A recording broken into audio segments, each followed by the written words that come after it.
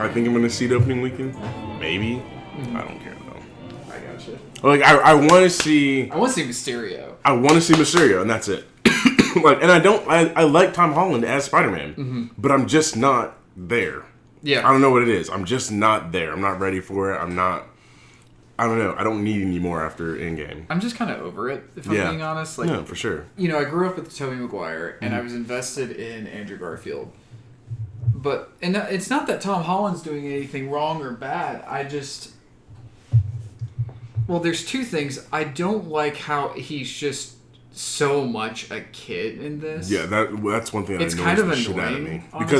Because my sister's 18, and she is not a child. Yeah. She's not a fucking middle schooler, and that's what I feel like Tom Holland's Spider-Man is. Like, kids these days that are, like, in their teen years are freaking adults. They're dealing with drug issues, having babies and shit. They're not just going around, I have a crush on her. It's like, no, I fucked 3 bitches this week, and I might have AIDS. Like, that's what teenagers are kind of dealing with. That's very exaggerated what teenagers are dealing with. But, like, it's very much that. And it's really annoying to watch this Disney Channel Tom Holland. Like, I think Tom Holland is amazing. I think he's a great Spider-Man. It's just, I'm sick of watching this this Disney Channel little bullshit.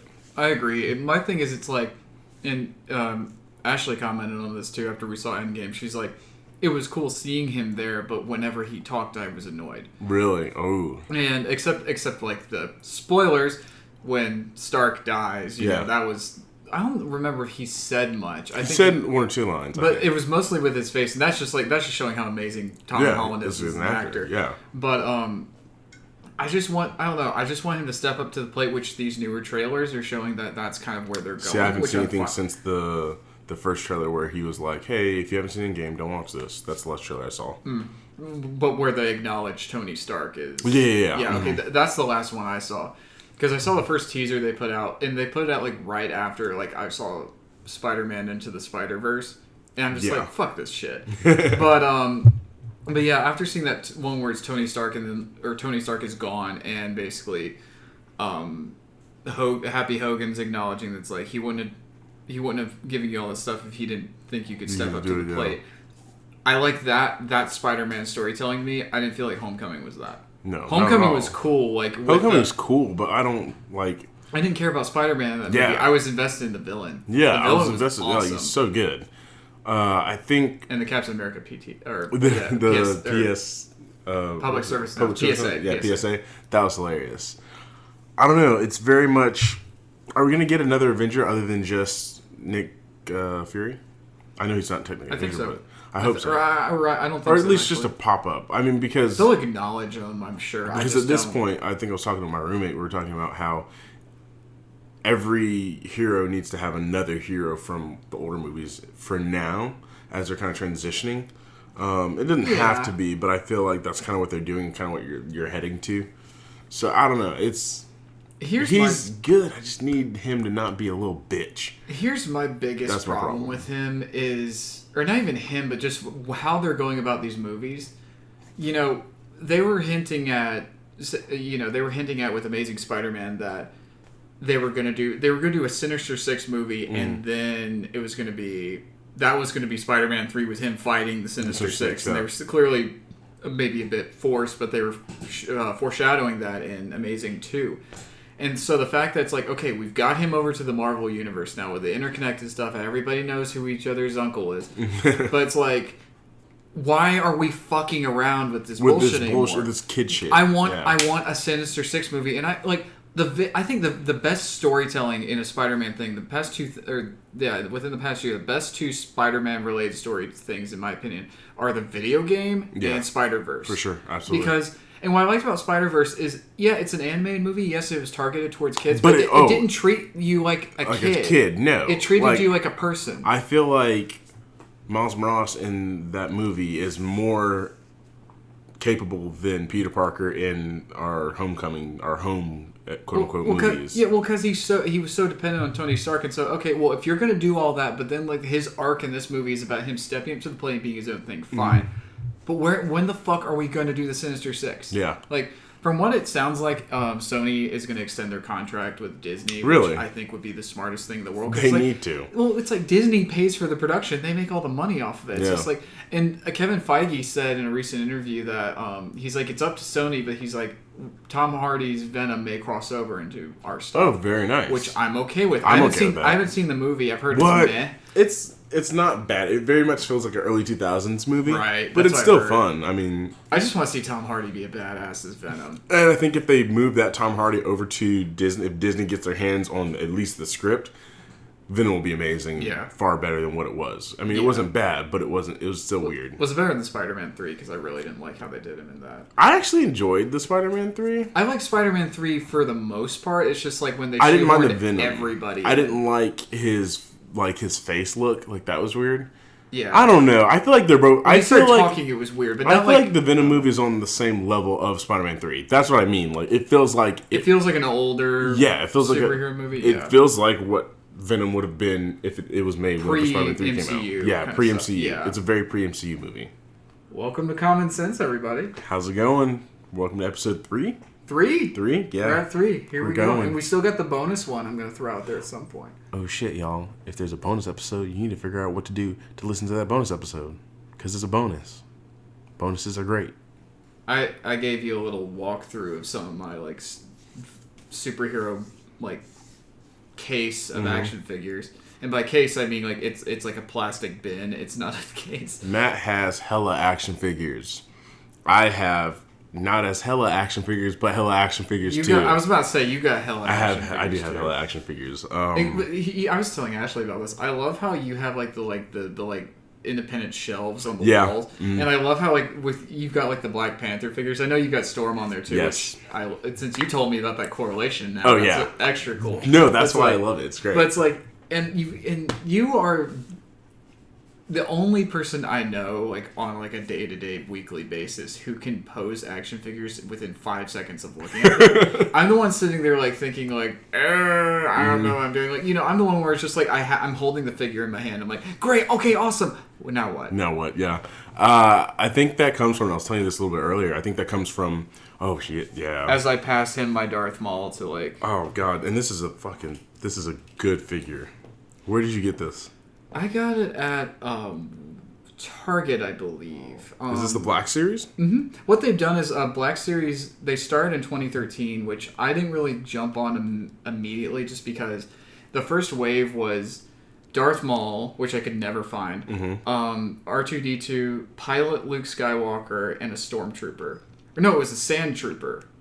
I got the Sand Trooper because I'm a sucker for Stormtrooper shit. But it's like the other ones I wasn't like really like crazy about. No, but this is quality. This is quality. No, well they clearly like either learned or they clearly like came from the Marvel Legends people. Because it's like that they really figured out how to do it. And I hate that I missed out on Darth Maul at the time because he's amazing. And they've only gotten better over the years, which is awesome. Yes, no, we both are very super in action figures. I've done some...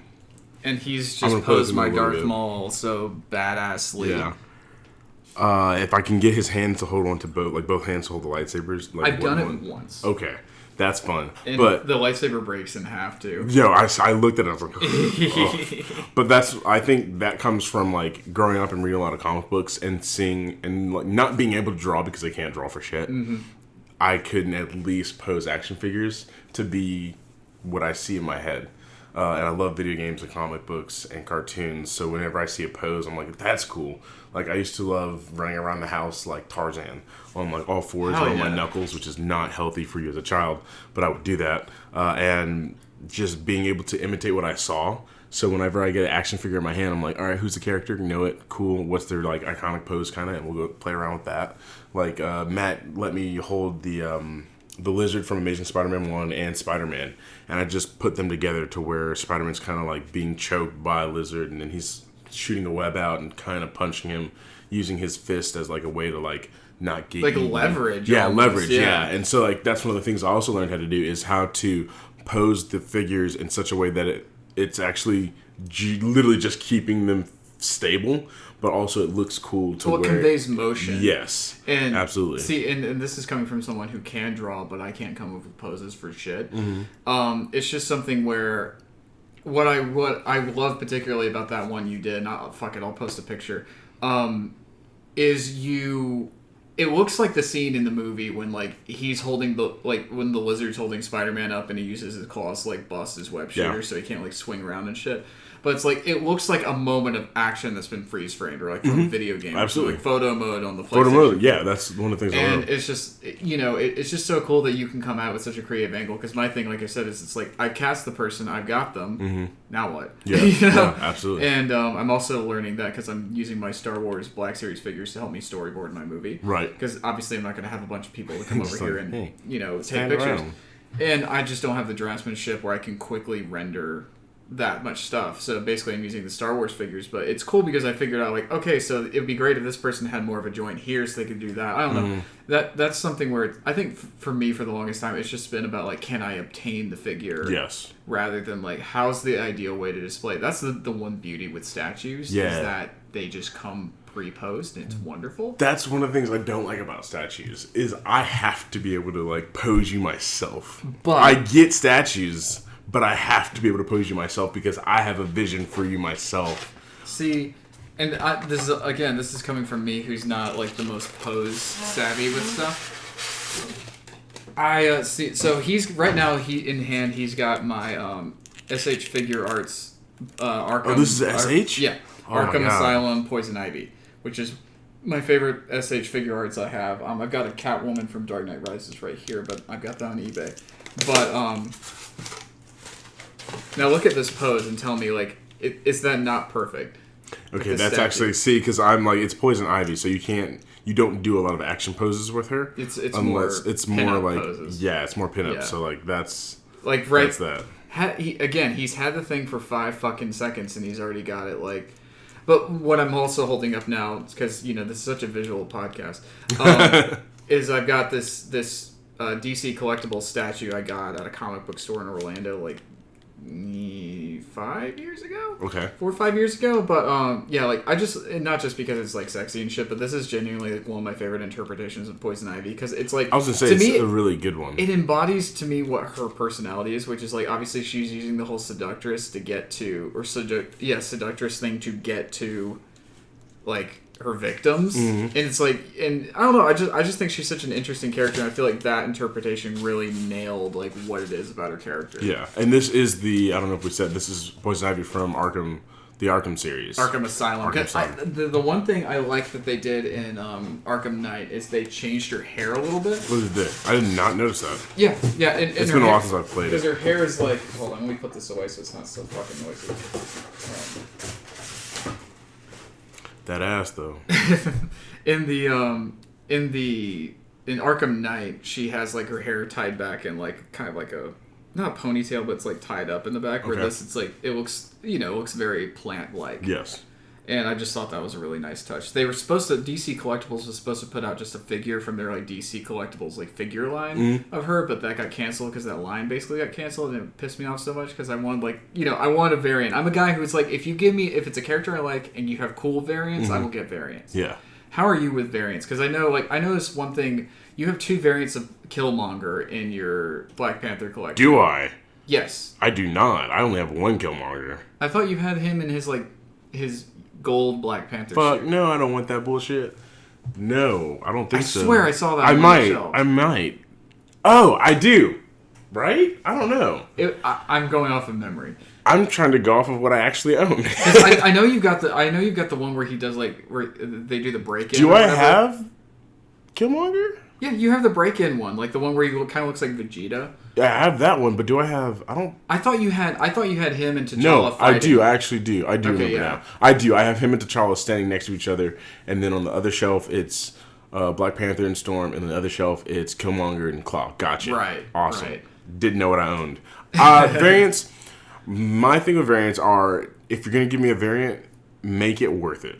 Yeah. So for me, I regret buying that Killmonger now. Which one? The suited Killmonger, because it's bullshit. It's literally just, and they didn't. That's one of my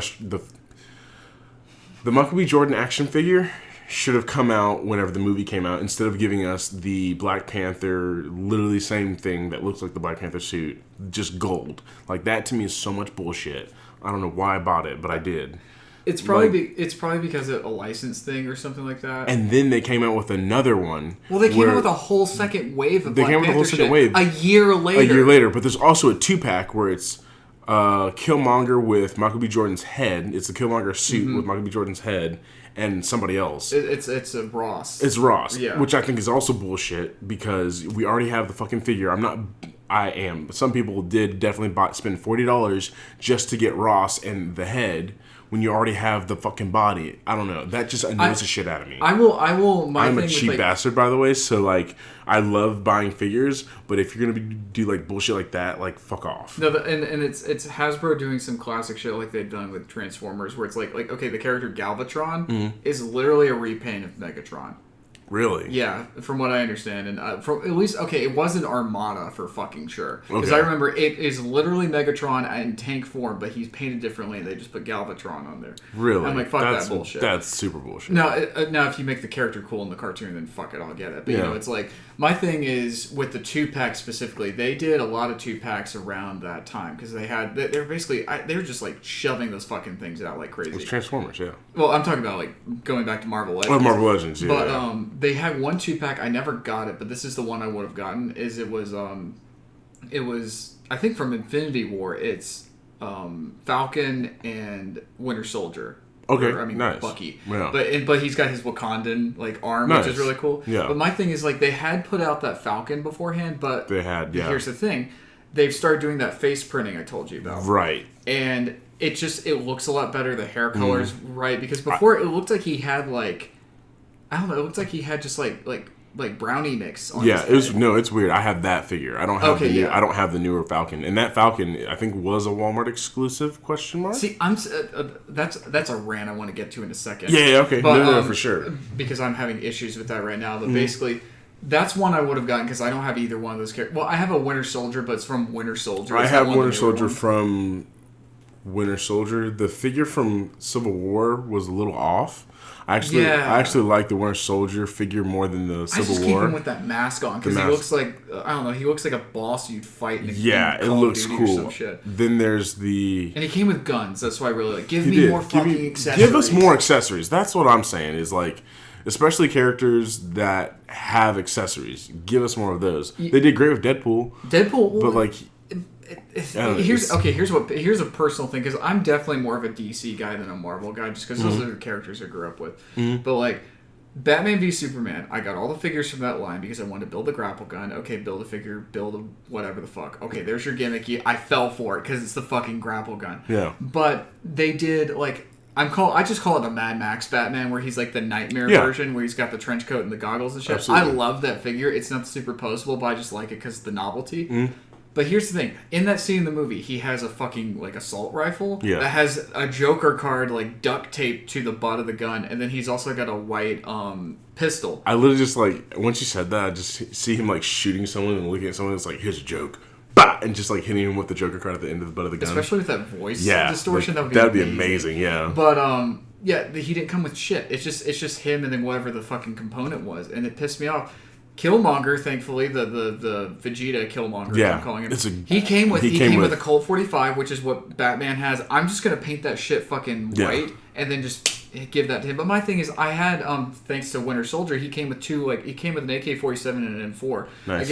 I gave Winter Soldier the M4 because that's what he uses in the movie, I believe. And then I gave it's vice versa. He has an AK in the movie, and I gave Batman his M4. Yeah, and it's like. Wow, who would have thought just adding a fucking gun to this would make it 1,000 times better? You know, because it's just like you said, if it ties into who the character is. Like, okay, for example, that would be like getting this Darth Maul and he doesn't have his fucking lightsaber. Didn't have a lightsaber. Like, what's the point of that? Yeah. That's such a key part of his character. Yes. Like, if he came with robot legs, I'd be willing to work with it. Yeah. But, you know, it's like... Ooh, that would be actually... Okay, did you re-release see Solo? this again? I did see Solo. I want that Darth Maul, like old Darth Maul with his robot fucking legs. I don't remember Darth Maul that much. I remember him being there, but didn't we just see the top of his body? He's sitting on like a throne thing, and he's got. And you can't see his robot legs. No, okay. You can. You can. I thought so. You can't see his legs. It's Solo. I'm talking about. Yeah, no, I know. It's been a while since I've seen it. I really enjoyed that movie. I need to go back and watch Clone Wars because I hear it's so amazing. It's like it kind of is a little kiddie at the beginning. That's what I've told. But like after a while, it just flips and it's like dark. Like, do you remember the short Clone Wars cartoons? Yeah, that Kenny Tartakovsky did. Yeah, and those were like style. Yes. Oh my gosh, I need to find those because I used to have a Dirge action figure when I was a kid. Really, he was the fucked up bounty hunter who was like the hive mind. Yeah, he made me think of those like worm creatures that were the giant hulking things in Halo. Okay. But, yeah, I used to have one of those, and I don't know what the fuck happened. Before we get back to figures, we're going to stay on Star Wars for a second. Yeah, please. E3 just happened. What did you think about Star Wars, whatever the new game is called? Here's what I think is, I've only seen a few things. I didn't watch the whole presentation because fuck E3. I said it. I don't care. I mean, I feel like a lot of people at this point are just like, EC fucking sucks, dick. Well, not entirely. Or EA games. Oh, I was saying E3 and E3, yeah. Okay. Yeah. I'm just not a huge video game person. I'm very picky with my stuff. Mm-hmm. But I'm very much the same way. I don't have money to spend to throw on bullshit. Well, that and it's just like they always overhype those things and they come out and they suck. Oh, do we? The only time that they have like hyped something up and it delivered, at least in my recent memory, was God of War. Mm-hmm. They didn't need to hype that. They just showed it, and that's all they like. Them showing the fucking game hyped everybody. It, yeah. Well, which is how it should be. Looking back at Spider-Man, I was super hyped for Spider-Man.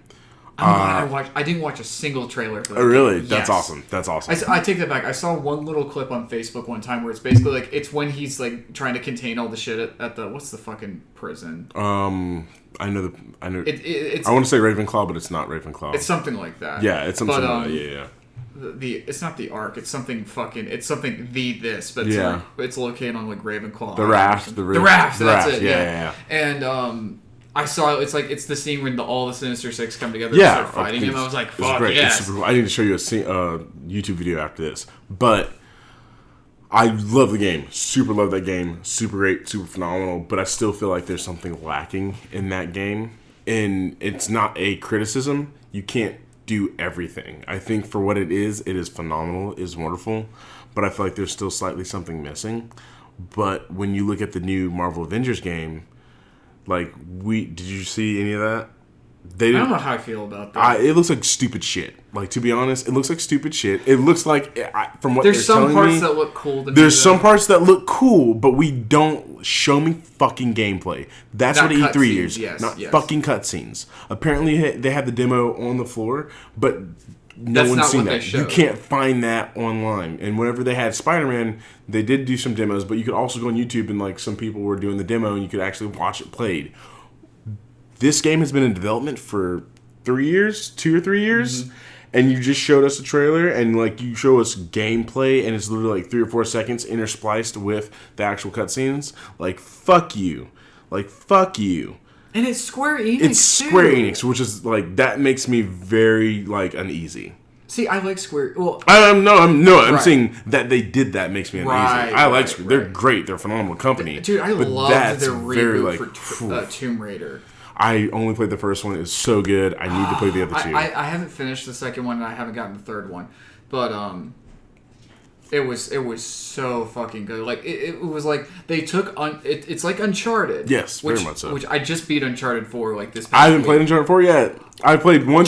I played 1 and 2 in 2 separate weekends. Years later, I played 3 over like a year. 4 is the best one. Is it? Okay, I'm maybe a little high coming. Oh, it's fine. It's fine. But it's like. It's clearly like they like nothing's being held back. They're just going for it. And here, okay, I'm gonna sound like a pussy ass bitch when it comes to video games. For a second, I have to say this. I like the fact that this game did 2 things.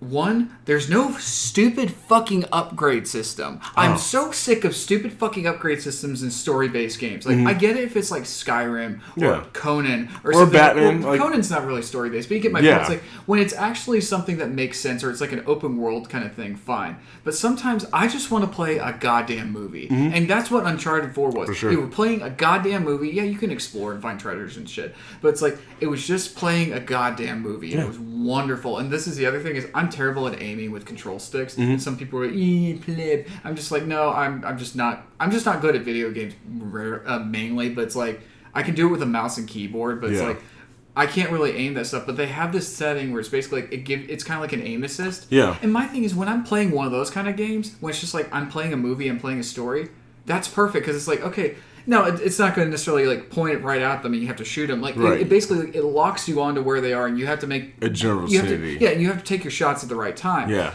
But I loved it because and you still have to like there's still combat, like you still have to play. Yeah, absolutely. But what I liked about it was that it's like you kept moving, and this is probably like an 11-hour game, I would say 11, 12 hours. Really? It felt pretty long. Oh, long. Okay, because I was like 11 hours is not long. No, in a good way. Yeah, no, that's good then, because I can pick that up then. Well, because my thing is I'm so sick of like campaigns nowadays. The campaigns are like it's like a 4 6 hour 3 or 4 hours thing. is what I hear. Yeah, this is a good meaty. Like I feel like I'm playing a fucking movie, nice. And oh my god, I'm excited. If you love those characters, I'm excited because my roommate has it, so I'll make sure I get it from him. But I remember specifically playing Uncharted 2. And oh my gosh, just the story and the feel is just awesome. It's so good. One was I really enjoyed one. The train at the beginning, mountains. Yeah. Oh, it's good. Dude, it took me a while to play through 3 though, because I was kind of like out of it at the time, and I was like, this isn't really capturing me, but I still want to get through it. Can I tell you how the beginning of the game? Yeah, is? Go ahead. It does the classic I wouldn't say it's Indiana Jones, because Indiana Jones would do that thing where it's like. You kind of catch on to Indy at the tail end of like a B adventure, and then the rest of the story starts. It seems like that, but it's actually like it's this pivotal part later in the story. You start there, and then like you're driving a boat and through a storm in the middle of the tropics in fucking Africa. Nice. And it's like, and his brother's a character, and they're like, there's these guys tailing him and shooting him, and it's like you're being thrown into the fucking movie. Nice. Your boat crashes into one of the other boats, and then it goes back in time to like where the story starts. Nice. Oh my god! Like it is. I mean. I love the other games, but this one's just like it. Okay, you know what it is? It's like when you go out to dinner and you have an idea. Okay, you're a pasta guy. Okay. You go to like a mom and pop Italian restaurant and you decide you're gonna get like chicken Alfredo. Yeah. But it's not like Olive Garden where it's like it's not bad, but it's like it's kind of generic. Where you have it where you can tell it was lovingly made. Yeah, absolutely. And then you just have it. And it's the most succulent fucking chicken Alfredo you've ever had. Ooh. That's what Uncharted 4 was for me. Nice. It's what I wanted, and it exceeded it. Nice. And it was just like, nice. Speaking of that, me, you, Ashley, and Leah, we need to go to Bambolini's. It's right down the road from where I live. It's a mom and pop Italian restaurant. It's been there since, I think, 25, 30 years. And the mom that owns it's still there. Like, me and Luke and Jackson go there every once in a while. So I got a place I need to take you and Leah. All right. And Ashley, obviously. And me and Ashley have been a couple times. I'm from Cumming, Georgia, which is like about 30, 45 minutes north of here. Yeah.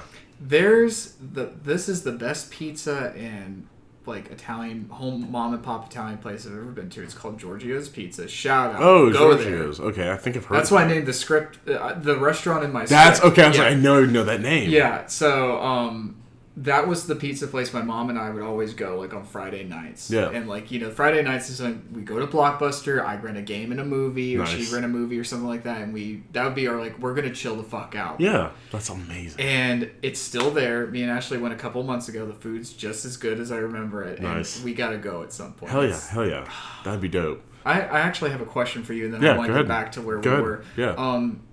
Did you ever have like your Friday night kind of like ritual? Yeah. So me and my family used to do the Messianic Jewish Hebraic stuff. The what? The Messianic Jewish stuff. So we'd have Shabbat on Friday evenings where we would have wine and we'd have communion. So it'd be wine and challah.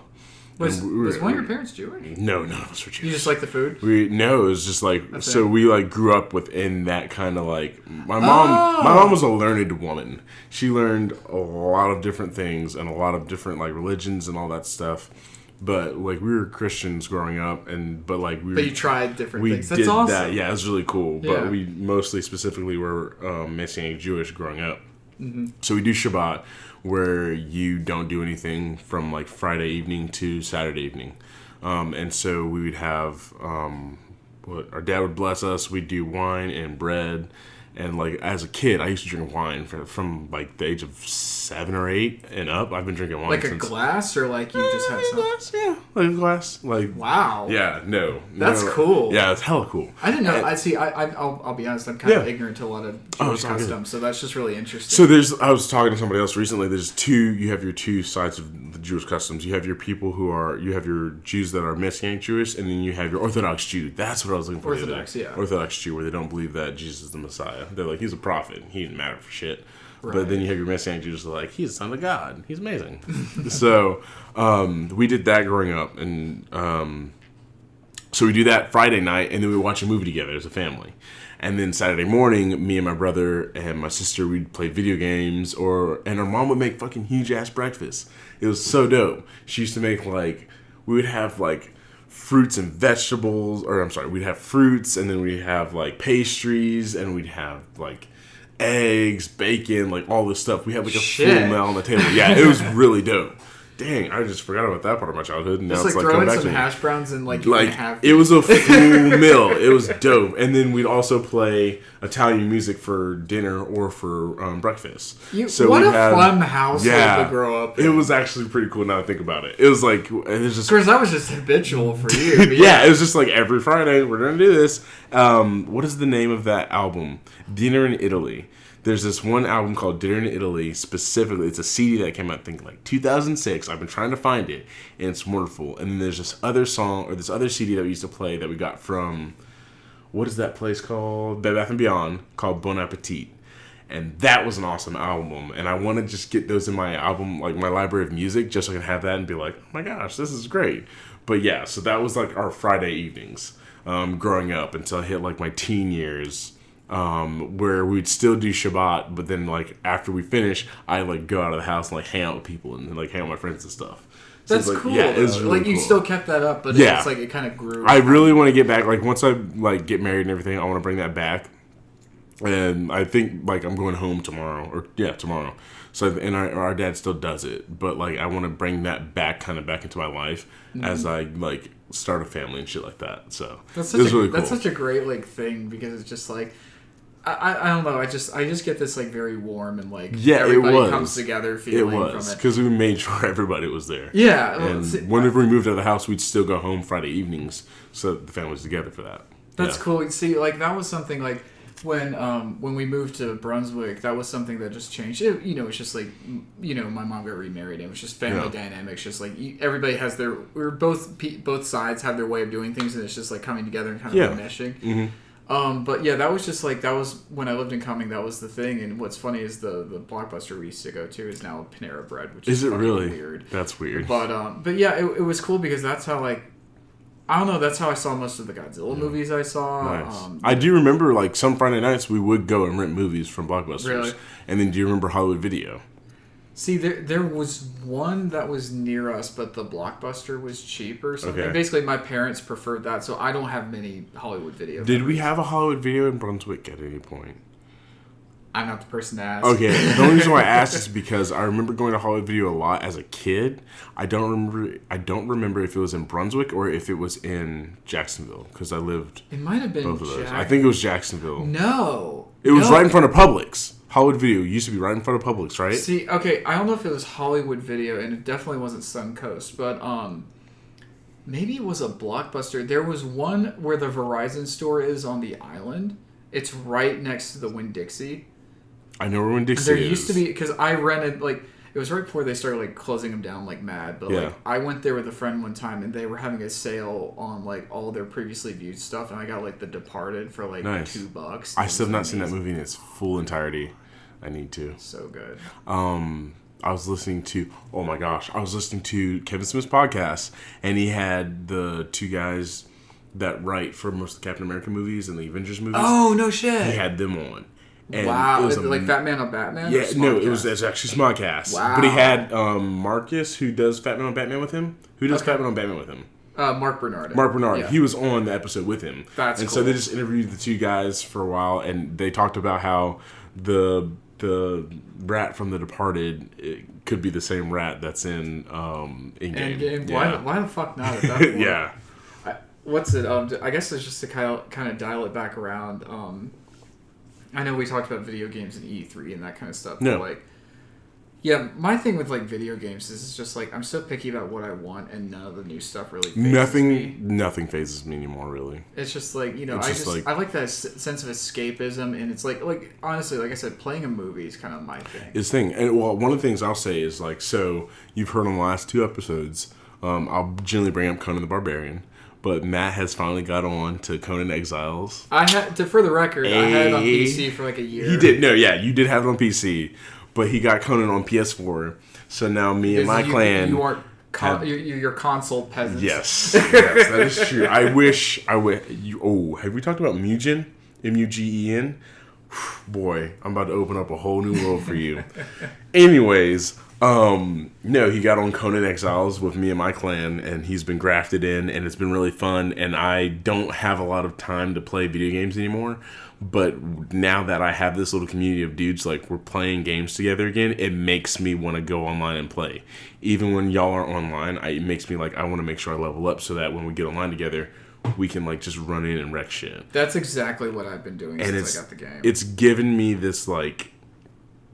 It's kind of emotional, but like it really is. Shut up! Don't I just didn't expect it. No, it's great because like it reminds me of like whenever because I was homeschooled all the time, and I had a lot of friends, but there was like a certain sect of friends that used to go to school, but they'd stay up hella late and we played Call of Duty, we played Minecraft, and like we would just like create relationship and community as we're playing these games.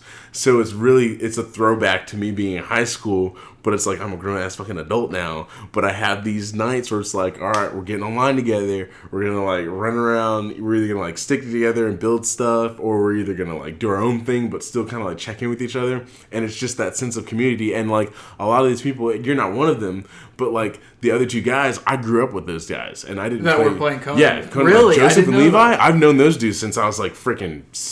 14 or 15. That's awesome. Yeah, that's and like, awesome. and Lawrence, he's my mentor. So like, I've got all these connections, and I've known you through Brunswick, but like, now you're grafted into that. So now we're all part of this little group that's like, and it makes me like, oh my gosh. I stopped playing video games for a while, especially when I started working at GameStop, because like all I did was like video games. That was my life, and so like, I could check out games, but like once you're there for like 8 hours, you don't want to do that when you get home.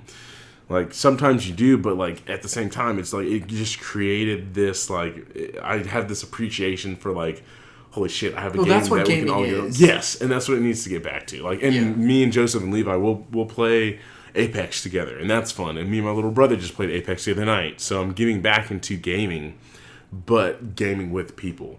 Because, like, I played Spider-Man all by myself. For a long time, for a couple of years, I would only play games that were single-player. Because I didn't want to be fucked with. I didn't want to fuck around with other people. Mm-hmm. Because it's like, oh, I have to wait for you to get home and all this stuff. But now, like, with this game and knowing, like, kind of where I am in life, I can get on. And if y'all are on, I can get on and join you guys. If not, I'm still good. But I'm still doing something towards a greater goal for the rest of us on that server. It's been really awesome. It's really cool because, like, I kind of did. I had a version of that, like when you're talking about like everybody coming together and doing something. Like you just described like 8th grade to me, mm-hmm. because for me at least, because it was like that was when I got an Xbox 360. That's when my stepbrother got Xbox 360 was like the community system for people to play online together. It was so great. And once we got Xbox Live and everything figured out all that crap, it was just like being able to like hop on a game and play with friends. Like, because I grew up with like, I'm sure you did to an extent too, but it's like, if you want to play a multiplayer game, that was like, you know, at the most it was like something like Smash Brothers, where it's like everybody's in the same room and the screen is split 4 ways. Yes. But, you know, the fact that there's like this online thing that's been going on, of course, I think like online gaming's been going for 20 years in some form or capacity, mainly absolutely. Computer. But it's still just like, I totally get what you mean. It's like, okay, it's Friday night, it's the weekend, let's all get together and let's go play the fuck out of some like Modern Warfare. Yeah. And I don't know, like one of my favorite things is when I think you could either do it where it's like you and your friend played it like either through an internet, I can't remember how exactly it was, but you could do co-op on Gears of War. Oh, I never played Gears of War, but I was told you could. I love I have them all on my Xbox One, but I need to play them before the new one comes out. I haven't played the last one that came out. Okay.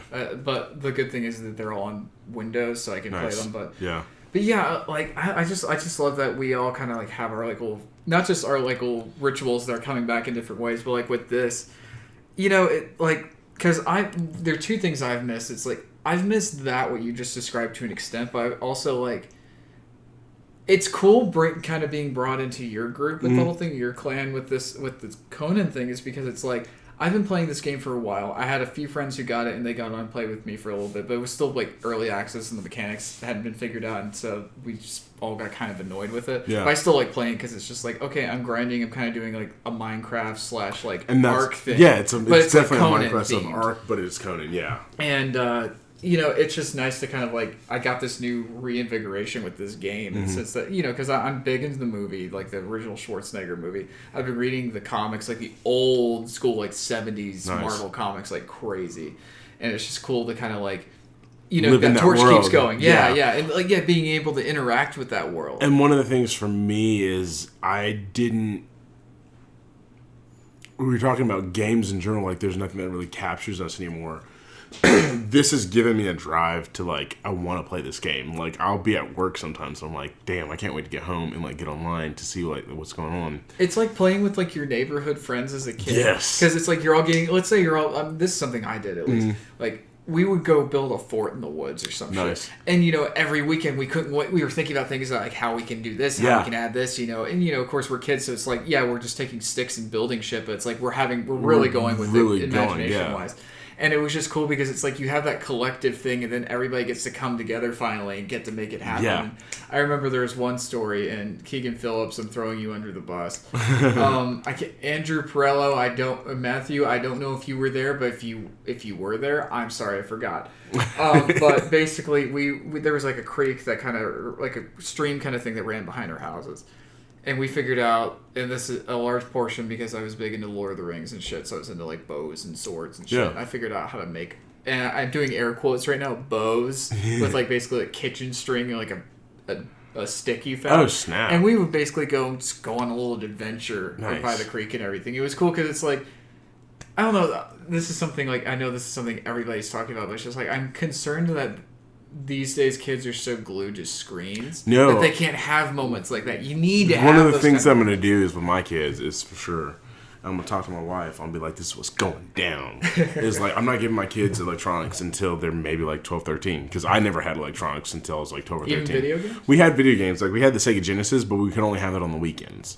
Like, during the weekdays I would do video games. Video games I'm fine. I'll definitely, because I'm going to be playing video games. Right. I'm going to be like, all right, kid, go out of the room. No, fuck you, I'm going to play this. Yeah, like, I'm going to still be playing video games, but I'm not going to give them a cell phone. I'm not going to give them a tablet. Because I feel like, I had some coworkers earlier today that were talking about how their kids, like, they're like, during car rides, you know, they have their phones, all that stuff. And I was like, the app I used to play was look out the fucking window and tell Mad you, Libs. or Mad Libs, or like fucking tell you what the colors of the trees are. Like, that's what I had, and you just like go into your head and like you get to spend time with yourself instead of always being given something.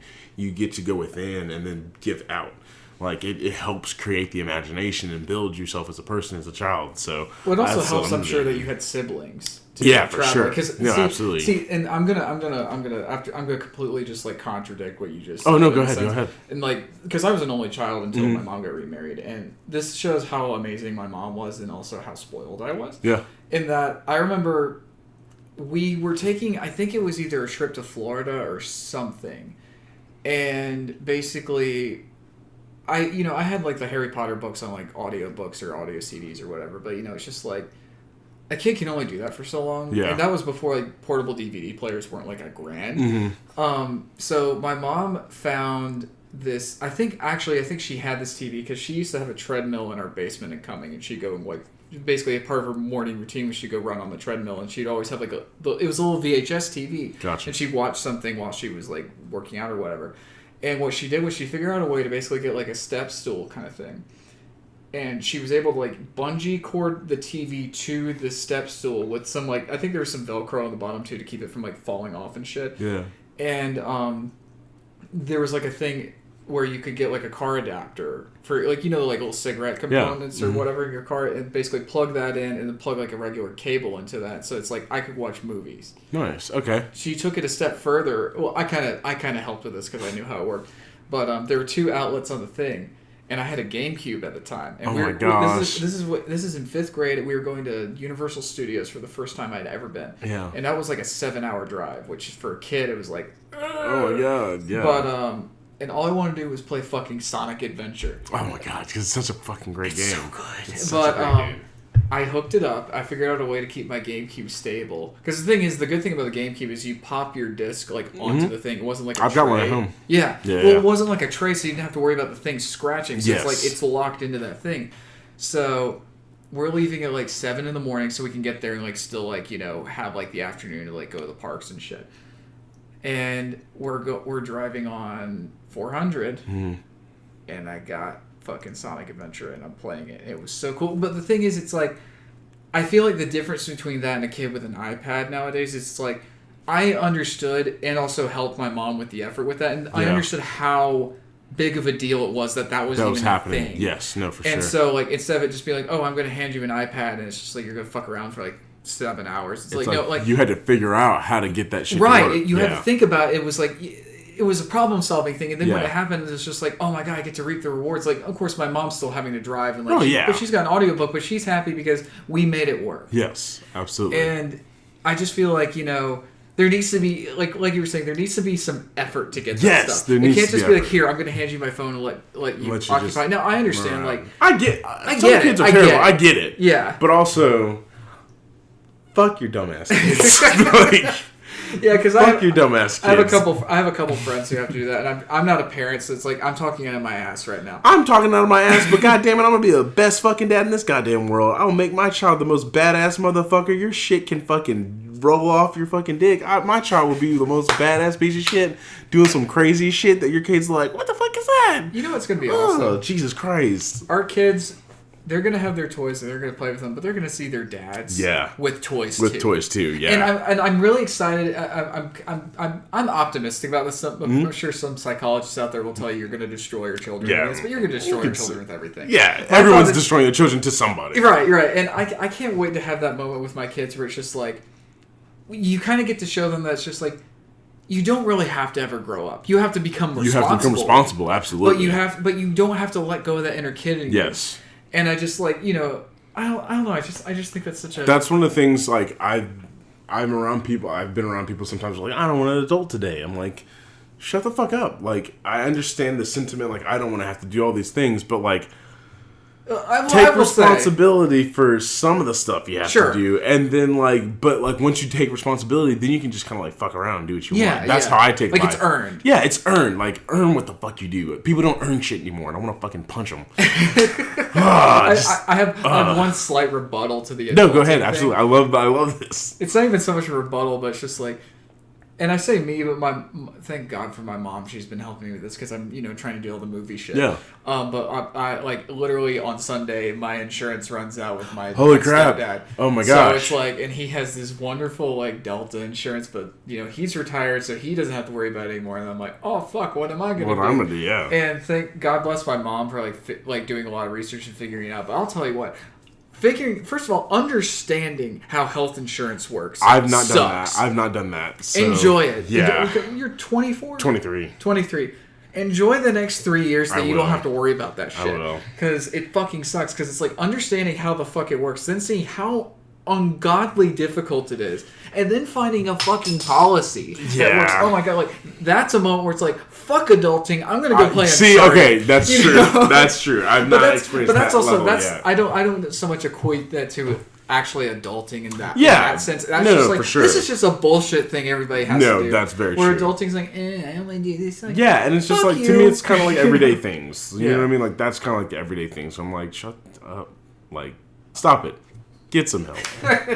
My thing is, and this is something I've really had to put into play within the past week, really, is it's like really figuring out my routine, like my daily routine, because it's like, I don't have a regular job like everybody else. I'm trying to produce a movie. Yeah. No, I'm not trying. I am producing a movie. Yeah. And it's one of those things where I'm juggling a lot of things. I'm kind of going through the Ronin, like lone samurai, lone wolf stuff, where it's like, it's just shit I have to grind through and do myself pre-production wise. And I'm like, instead of letting it swallow me whole, I've had to figure out a way to like kind of like break it down. Yeah, for sure. And it's really helped, and my therapist has kind of helped me kind of like figure out the best way to do this. And it's one of those things where it's like, okay, maybe not every, I guess what I would call work hour of the day am I devoting to the movie, but if it's not being devoted to the movie, it's being devoted to something that's helping my personal life in the sense it's like, okay, I'm gonna go clean the fucking living room today so we don't get overwhelmed by all this bullshit. Yeah. Or I'm doing something that will enable me to be able to work.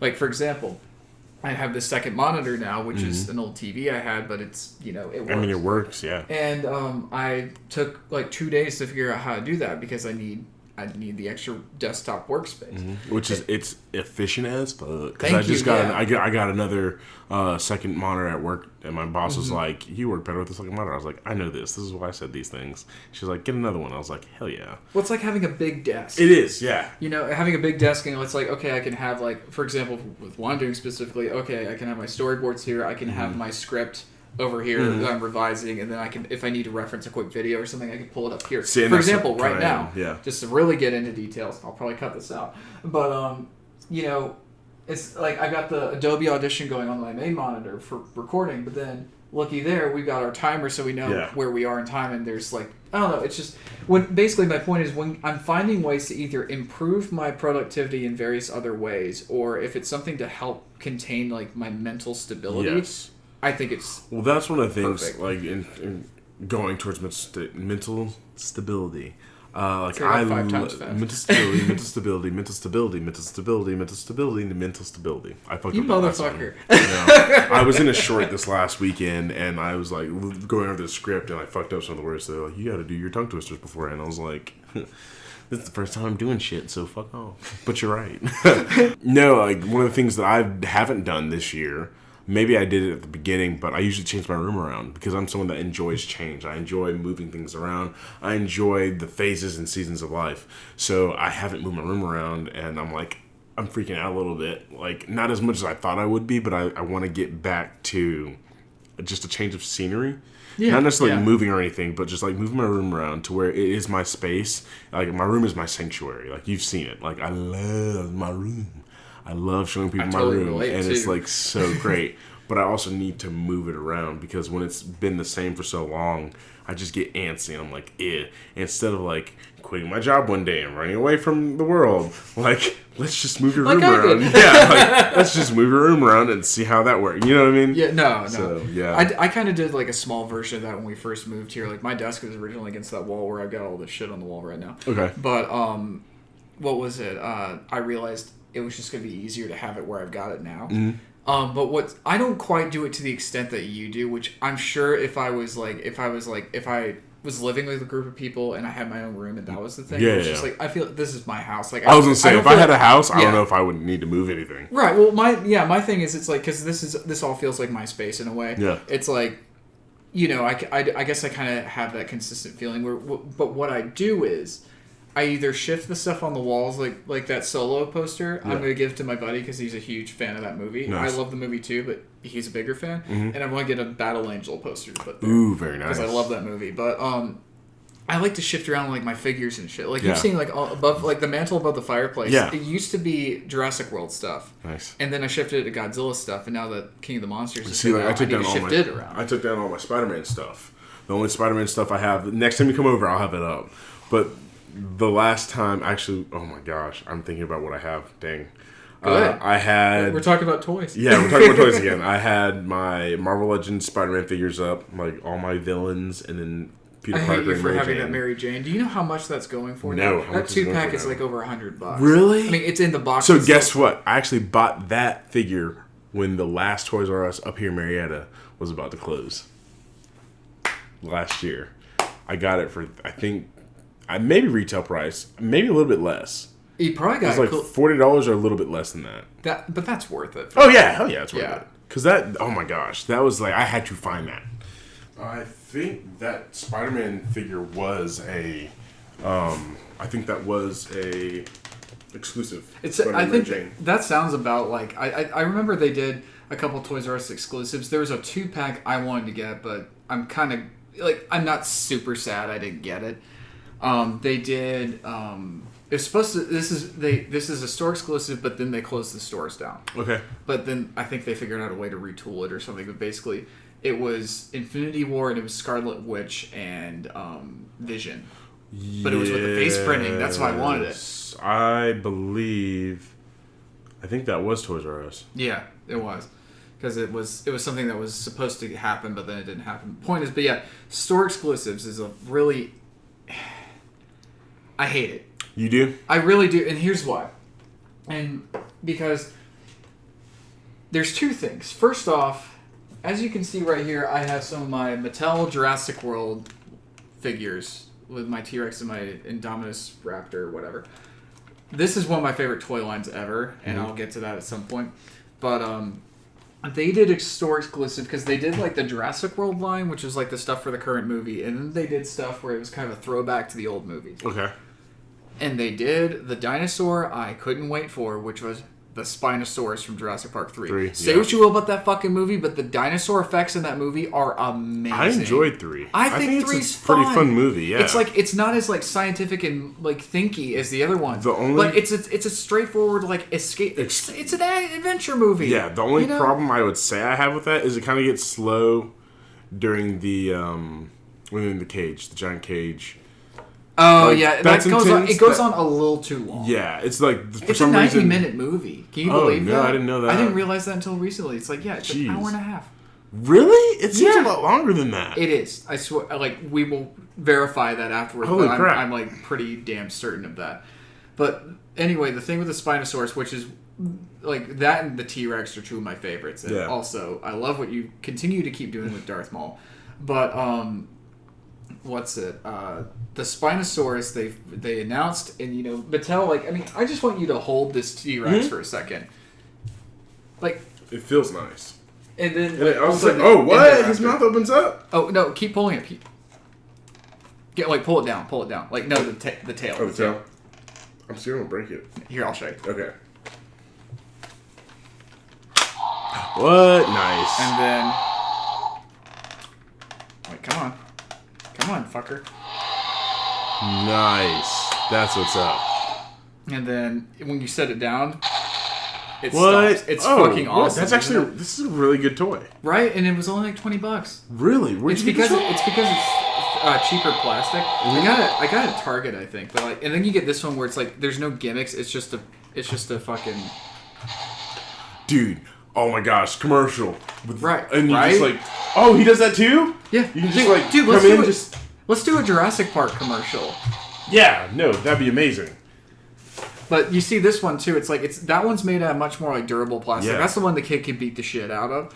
But it's like it's such a great line, and specifically considering like what Hasbro dropped the ball with Jurassic World, the first one. Mm-hmm. It was just really cheap. They clearly just shelled them out. They looked like crap. They were just so half-assed. Mattel got the line and showed them what's up because they did like Kenner did back in the 90s. Okay. Because they have human figures that are in scale with the dinosaurs. And all the dinosaurs are in scale with each other. There's a Brachiosaurus coming out that's about this big. What? It's like it's beautiful. Nice. And it's clearly made by people who love and adore the IP. So the whole thing is with the Spinosaurus, they announced that they're going to do it. Everybody's shitting their pants because they're like, yes. It's a Target exclusive.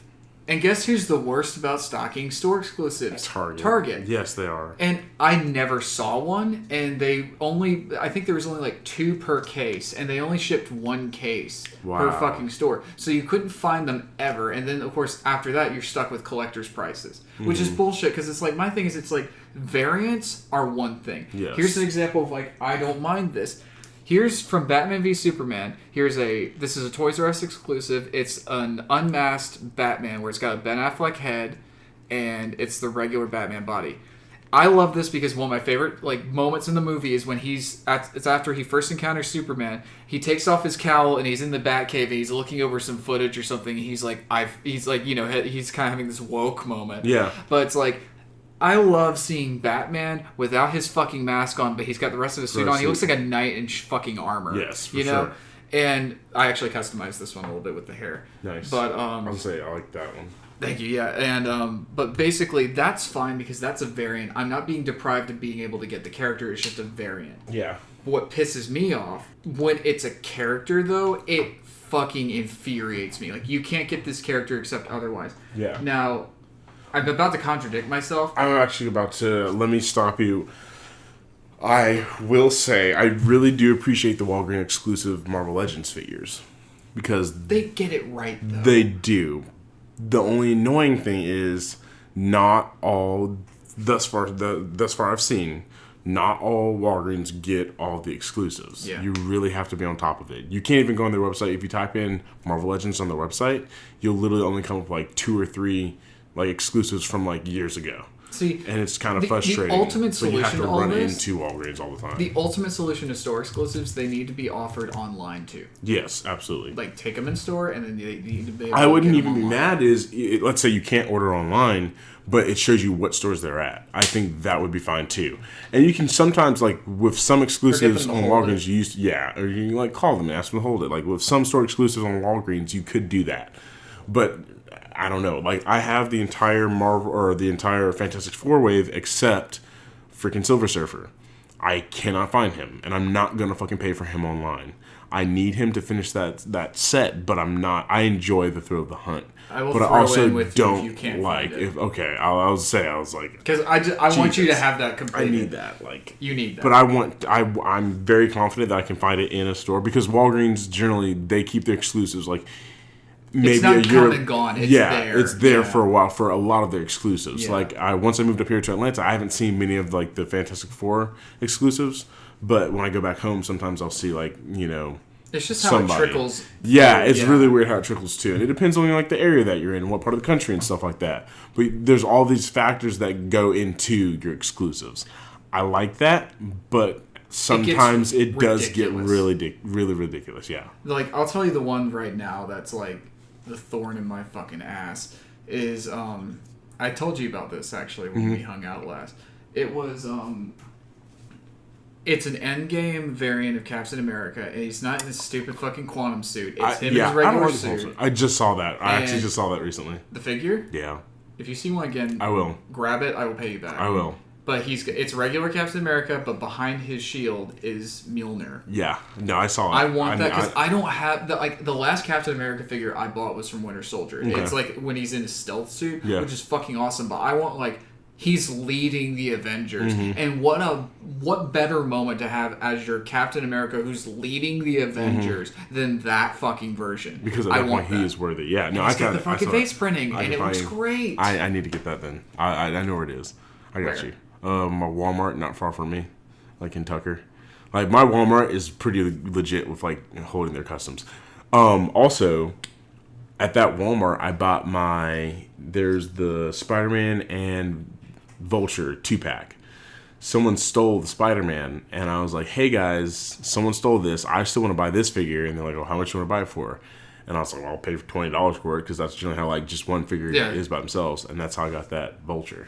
It's cartoon Vulture too, so I'm like, oh. So he's got like the bushy. He's got the bushy thing and everything. Yeah. See, and I want to segue to something else in a second with this, but I guess kind of with store exclusives, there's certain things. I thought I brought it over here. There's certain ones I have no problem with. Like, okay, Funko Pops are one. I don't have a problem with store exclusives because they're not going to get just 2 of them. And, you can find them. Like, I mean, like, you can see below my display case there, you provided one of those to me. Oh, yes, I did. I did. But, and I don't have a problem when they're convention exclusives. Yeah, it frustrates me because, especially when they're the Comic-Con ones. The only thing that I hate about pop figure exclusives are the Scott Pilgrim Comic-Con exclusives because they're so goddamn expensive and they're only at Comic-Con, and if you want to buy them afterwards, you cannot get them for like decent prices. And I love Scott Pilgrim. I am a Scott Pilgrim head.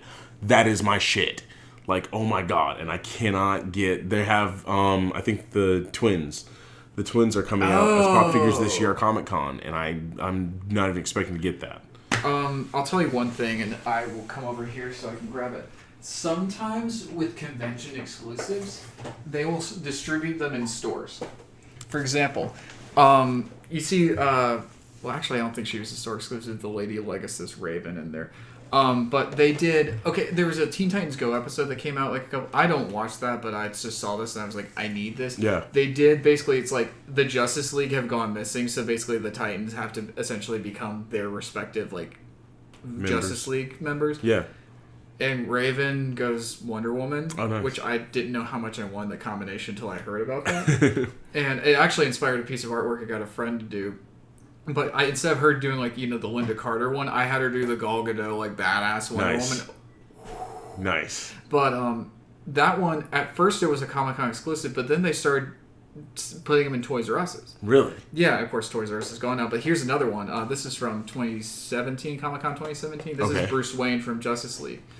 And where did you find this one? Toys R Us. Toys R Us, really? But they have like various ones where they will carry them in different retail chains. Okay. And so like Best Buy will get some, Target will get some. Just like check. Just I was at Target earlier today and they had like one of the convention exclusives. You literally just need Aquaman with the mother box and you would have these 3 exclusives. I didn't realize that. Yeah.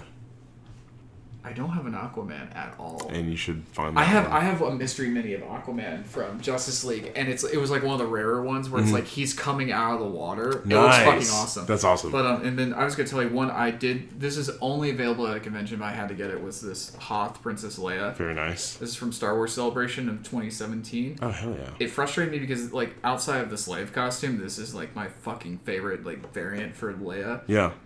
And the fact that it was a store, like, it was a convention exclusive. I'm like, I'm not paying convention prices, but I was just like, if I can find one within like a $10 to $15 range, I'll do it because because if it wasn't Leia, I wouldn't do it. What did it run you? I think it was only like 32. Really? Okay, that's not bad. Yeah, that's not I bad. mean, it was like that's not bad. Yeah, I mean, especially for a pop figure, like no, because like I need especially a convention pop. Yeah, because I need Jay and Silent Bob, and Jay you can find for like $10. Silent Bob is like $100 and something. No, check Secret Stash. Secret Stash. He sells like out of the Secret Stash. They sell Funko Pops. Yeah, because I need Silent Bob.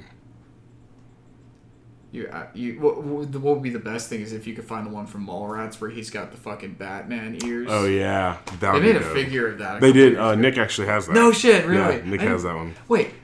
He did like when we did like senior week in high school. I think there was 2 guys who dressed up as Jay and Silent Bob. I'd be willing to bet he was one. Really? I have a picture of him and Bryce. I don't know if you know Bryce.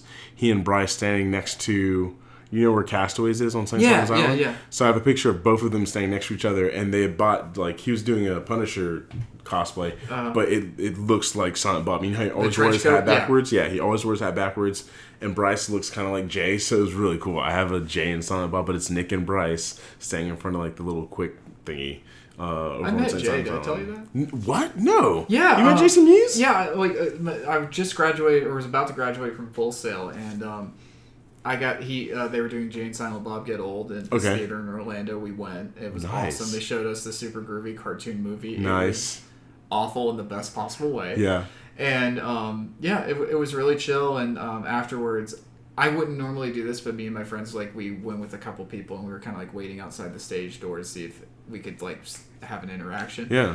Kevin Smith went home early, or he went another way, just because his mother lives in Orlando, and she came to the show, so he taking care of her. But Jay came outside, and before he got in his car or got in the driver came or whatever, he came and took pictures with everybody. He's like, I'm not signing anything, because he's like, it's not that I don't want to sign anything. It's just like, let's just do pictures. They're quick and it's fun. Absolutely. But he was really nice. I've got the picture around somewhere. It was basically what we did was to make it easier on him. It was just like we just got together as like one group and we just got one picture with him together. Yeah. I think that's better. Nice. But super super nice dude. That's like, awesome. Very down to earth. He really appreciates all the people who like are his fans and everything. Yeah. It made me like him in those movies and those characters even more. One of the games that we used to play in Brunswick was called How Many People from Kevin Bacon? Do you remember? Have you heard of that? No. So How Many People from Kevin Bacon is this game where everyone in the world apparently knows Kevin Bacon. Mm-hmm. So it's like whenever they came and did First Class, X-Men First Class. So some of my friends had like people that were like security for him or people that were like food cooks or something. So it's like I'm 3 people from Kevin Bacon because my mom's brother's sister was working as a PA and all that stuff. So that's something that I've continued going on with. You and I both met the young girl that plays Tony Stark's daughter. Yes, we did. I'm sorry, I'm forgetting. It's okay, I forgot her name. She's adorable. I just saw some stuff in the news about them, like people are being like shitty to her and like bullying her and stuff like that. Yeah, it's why? Because they're fucking assholes. fuck people. Like, people are stupid. Yeah. Here's my thing. Anybody out there, first of all, if you're gonna harass a 7-year-old, like anybody, it's just you're being an asshole. But if you're gonna, and this same thing that happens with the Stranger Things kids, if you're going to, as a grown ass adult or heading towards a grown ass adult, if you have the gall to even think about harassing a small child, I don't care if they were in a fucking movie or not. If you're harassing a child, you're a fucking piece of shit. Yeah. Fuck you and everything you fucking stand for, you vile piece of human garbage. I don't care if So what my earlier point was, you and I are now one person off from at least Gwyneth Paltrow and Robert Downey Jr. That's so cool. Yeah, and like for me, and I'm one person off from 11. And I'm one person off from all of them. Wait. Because I met Gaten Matazzaro last year. The teacher, right? This year. No. Oh, actually, I forgot about him. I know him. Yeah. I personally know him. He's awesome. No, I met Gaten Matazzaro after... So, I went to see Arctic Monkeys with a friend last year. And we went to Steak and Shake up over here in Marietta. And he was sitting in Steak and Shake. And my casting company was actually casting a Verizon job for like his Verizon commercial. So it was really cool. I was like, hey, dude, nice to meet you. Thank you for all your work and all that stuff. Me and my company are actually in the process of casting for your like upcoming spot and all that stuff. And he was kind of busy, so he was just kind of like short with me. But he wasn't like a jerk. Yeah, short. He was just occupied short. Yeah. So I was like, oh, dude, that's cool, whatever. And he's really nice. I like him. He's cool. See, that's my thing is it's like you don't have to sit there and have this giant interaction with somebody. No, but just as long as they're respectful, that's all that matters. Yeah. And like, I don't know. I'm trying to think. There was Chris Messina on Live by Night. He was like Affleck's second-hand guy. I love him from Newsroom. Okay. And everybody I talked to on set who had an interaction with him had nothing but good things to say. They said he was really funny. He would kind of jokingly flirt with the ladies. What's funny is his wife is like the producer. She was the redhead who was helping. She was like Affleck's personal assistant. Oh, okay. That was his wife. Nice. That's crazy. But yeah, like he was just. I just heard he was really, really kind and funny to people. Nice. And I don't know. I just think it's cool that we have that. Well, that makes me excited. Like whenever you play that game, where it's like I'm one person off from this person. It's like, well, who am I going to meet next? Like, who are the people that I'm going to be able to connect with, and like, what are the things I'm going to be doing to get to that point to meet them? So it's like, really quick. It's this thing that I always said. It's the saying, "I'm almost there." Like, I'm almost there, you're almost there, you're almost there. But if you change the inflection, you're like, shit, well, I'm almost there. And, like, just the change of inflection is that confidence between you're working, you're grinding, you're almost there. But when you're like, oh, shit, I'm, like, almost there. It's the difference from being 10 steps away from that door to, like, about to put your hand in that door. So, like, that's why I love that. There's some deep thoughts right there. Everything you just... Well, no shit.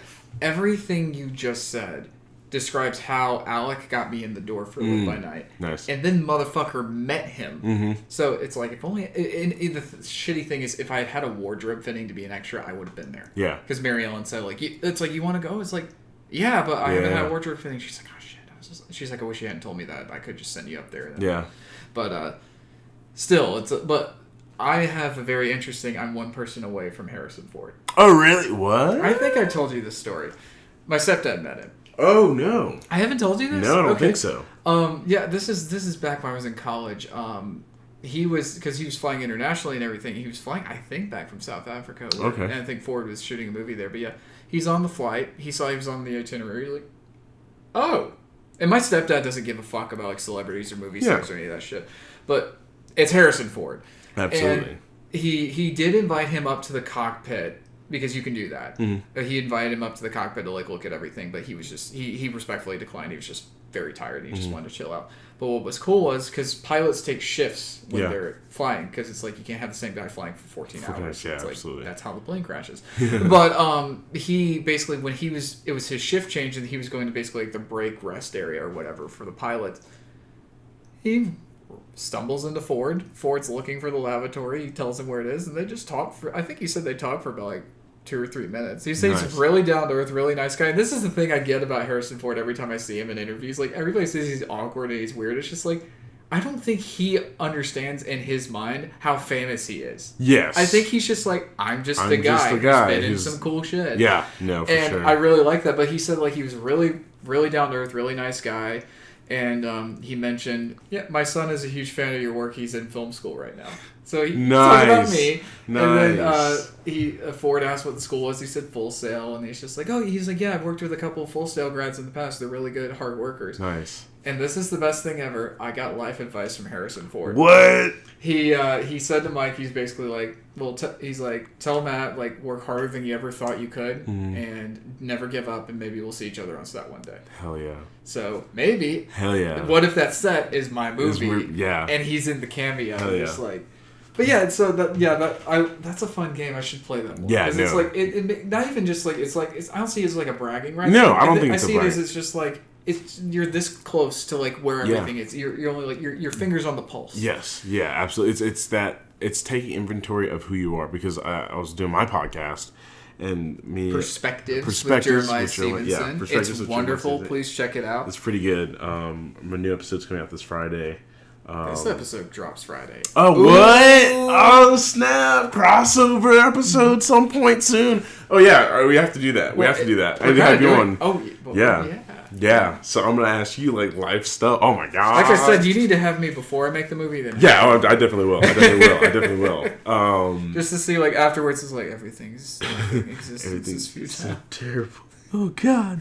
But, no, we were talking about how it's good to have that,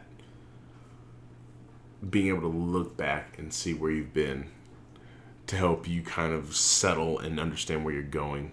And if you don't have an idea of where you're going, you can look back and appreciate where you've been. That way you can appreciate where you are now. That way it's not just always, oh man, I'm about to fucking end it, man. I'm about to fucking take it, man. I'm about to go down the river, man. It's like, shit, man. Fucking life is terrible and it's hard, but look at all these great things that I have done, or look at all this terrible stuff that I've been through to get to a point now where I can live and continue to kind of like, let me push on a little bit more, because I'm close, man. I'm close. And it's right there. It's right there. And you look up and you're like, fuck, dude, it's right there. That's a very humbling thought. Yeah. Wow. I just need to let that wash over for a second. You know what? So Live by Night, it bombed critically and financially. Yeah.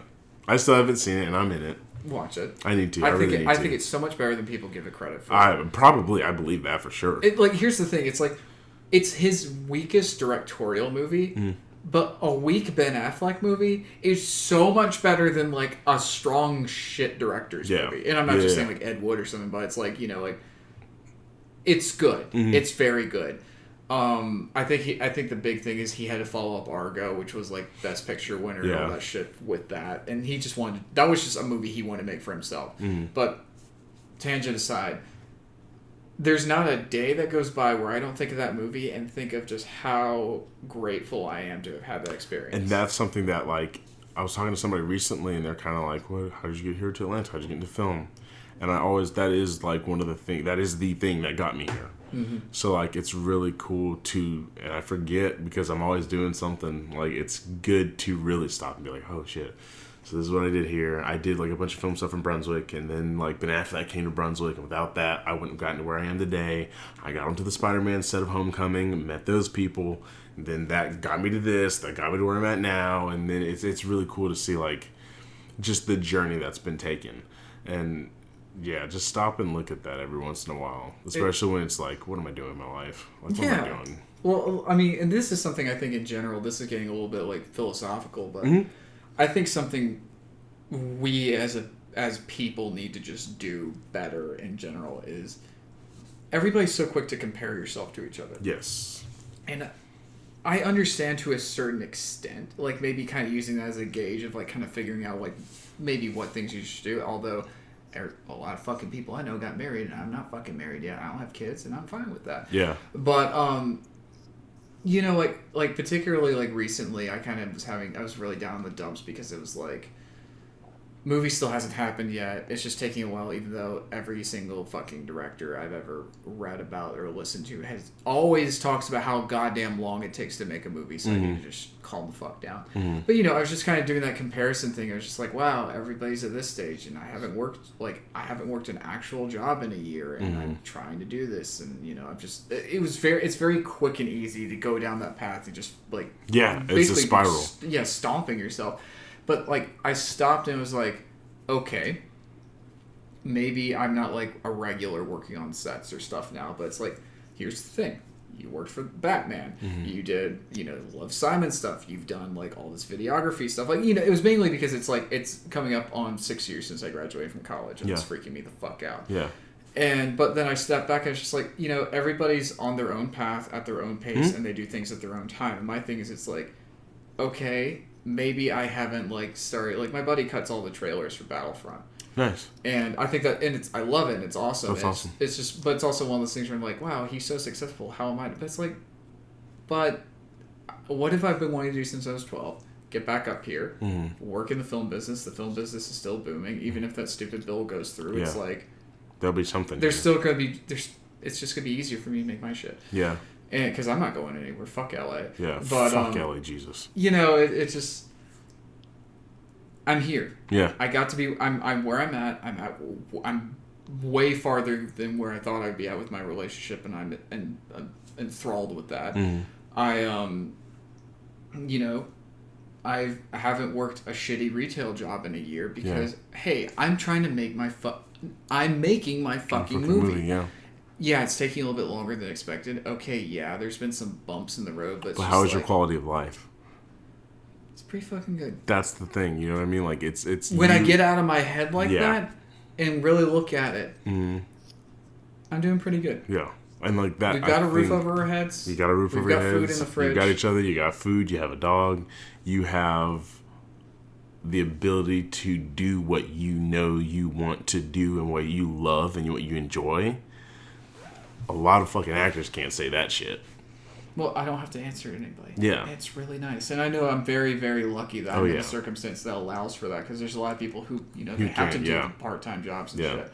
But it's like, it doesn't suck. Mm-hmm. And, the best comparison, I was listening to a psychologist, the best comparison to anyone is the previous version of yourself the day before. Fuck. Because if you just do better than what you did yesterday, you're just consistently upgrading and upgrading and upgrading. Don't look at anybody else. Look at what you did the day before and do just a little bit, just a slight bit more. And that's progress. If you look at life, if you put 1% of effort in each day, 1% more than what you did the day before, out of 365 days, what did you just do?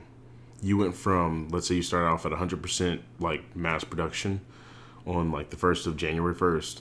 And if you do 1% extra each day, you'll be 465% like better than what you did at the beginning of the year. That's awesome. Yeah. And what I like about that is it's like you're not necessarily like throttling yourself from not at all. Enjoying your day. No, not at all. And it's just finding the tiniest bit of more that you can do to whatever you're doing over time, and that's the problem. It's like a long-term investment. It's a long-term investment. Yeah, it's not a problem. It's just we don't like to think about the long-term investment sometimes. Well, because we live in such an instant gratification world, and absolutely. That's like, and I like the fact that I kind of like dialed back my instant gratification to be like, I just want to find a fucking figure I'm looking for today. Yeah. And it's just, and I do want to hop back to that, but one thing I wanted to say is it's like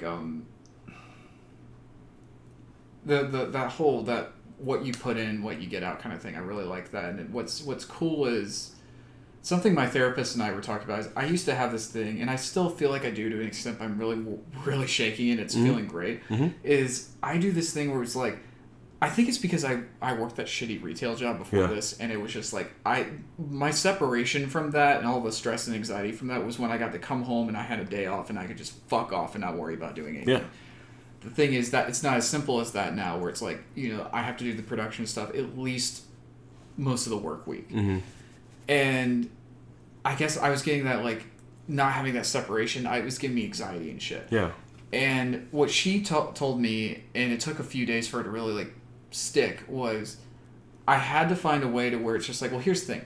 I understand you needing that separation when you're working a shitty retail job.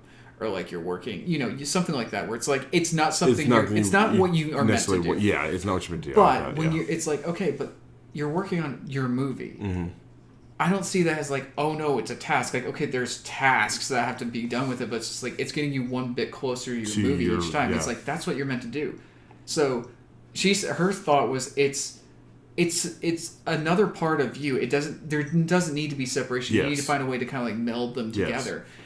And once that really stuck, I've started really working on that and keeping that mindset, and I don't get stressed out as much about it now. And it just feels like, okay, great, I've got a mock-up poster. Yeah. Okay, great, we've got a planned finish date for the radio edit. It's like all this shit, and it's just like, it's great. One of the things I was in, I was at the Korean Coffee over at the Creative, and Dave was saying, I think it was Korean Coffee, but he was talking about how he's like, think about like what you want to do, like what's something you absolutely want to do or some shit, like where you see yourself in like a year. Yeah. And then think about like what do you have to do, like, or think about what you want to do and how to do it.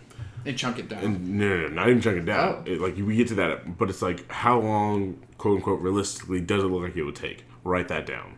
And he was like, well, what would it look like if you could do that in 6 months? Like, what are the things that you would have to do?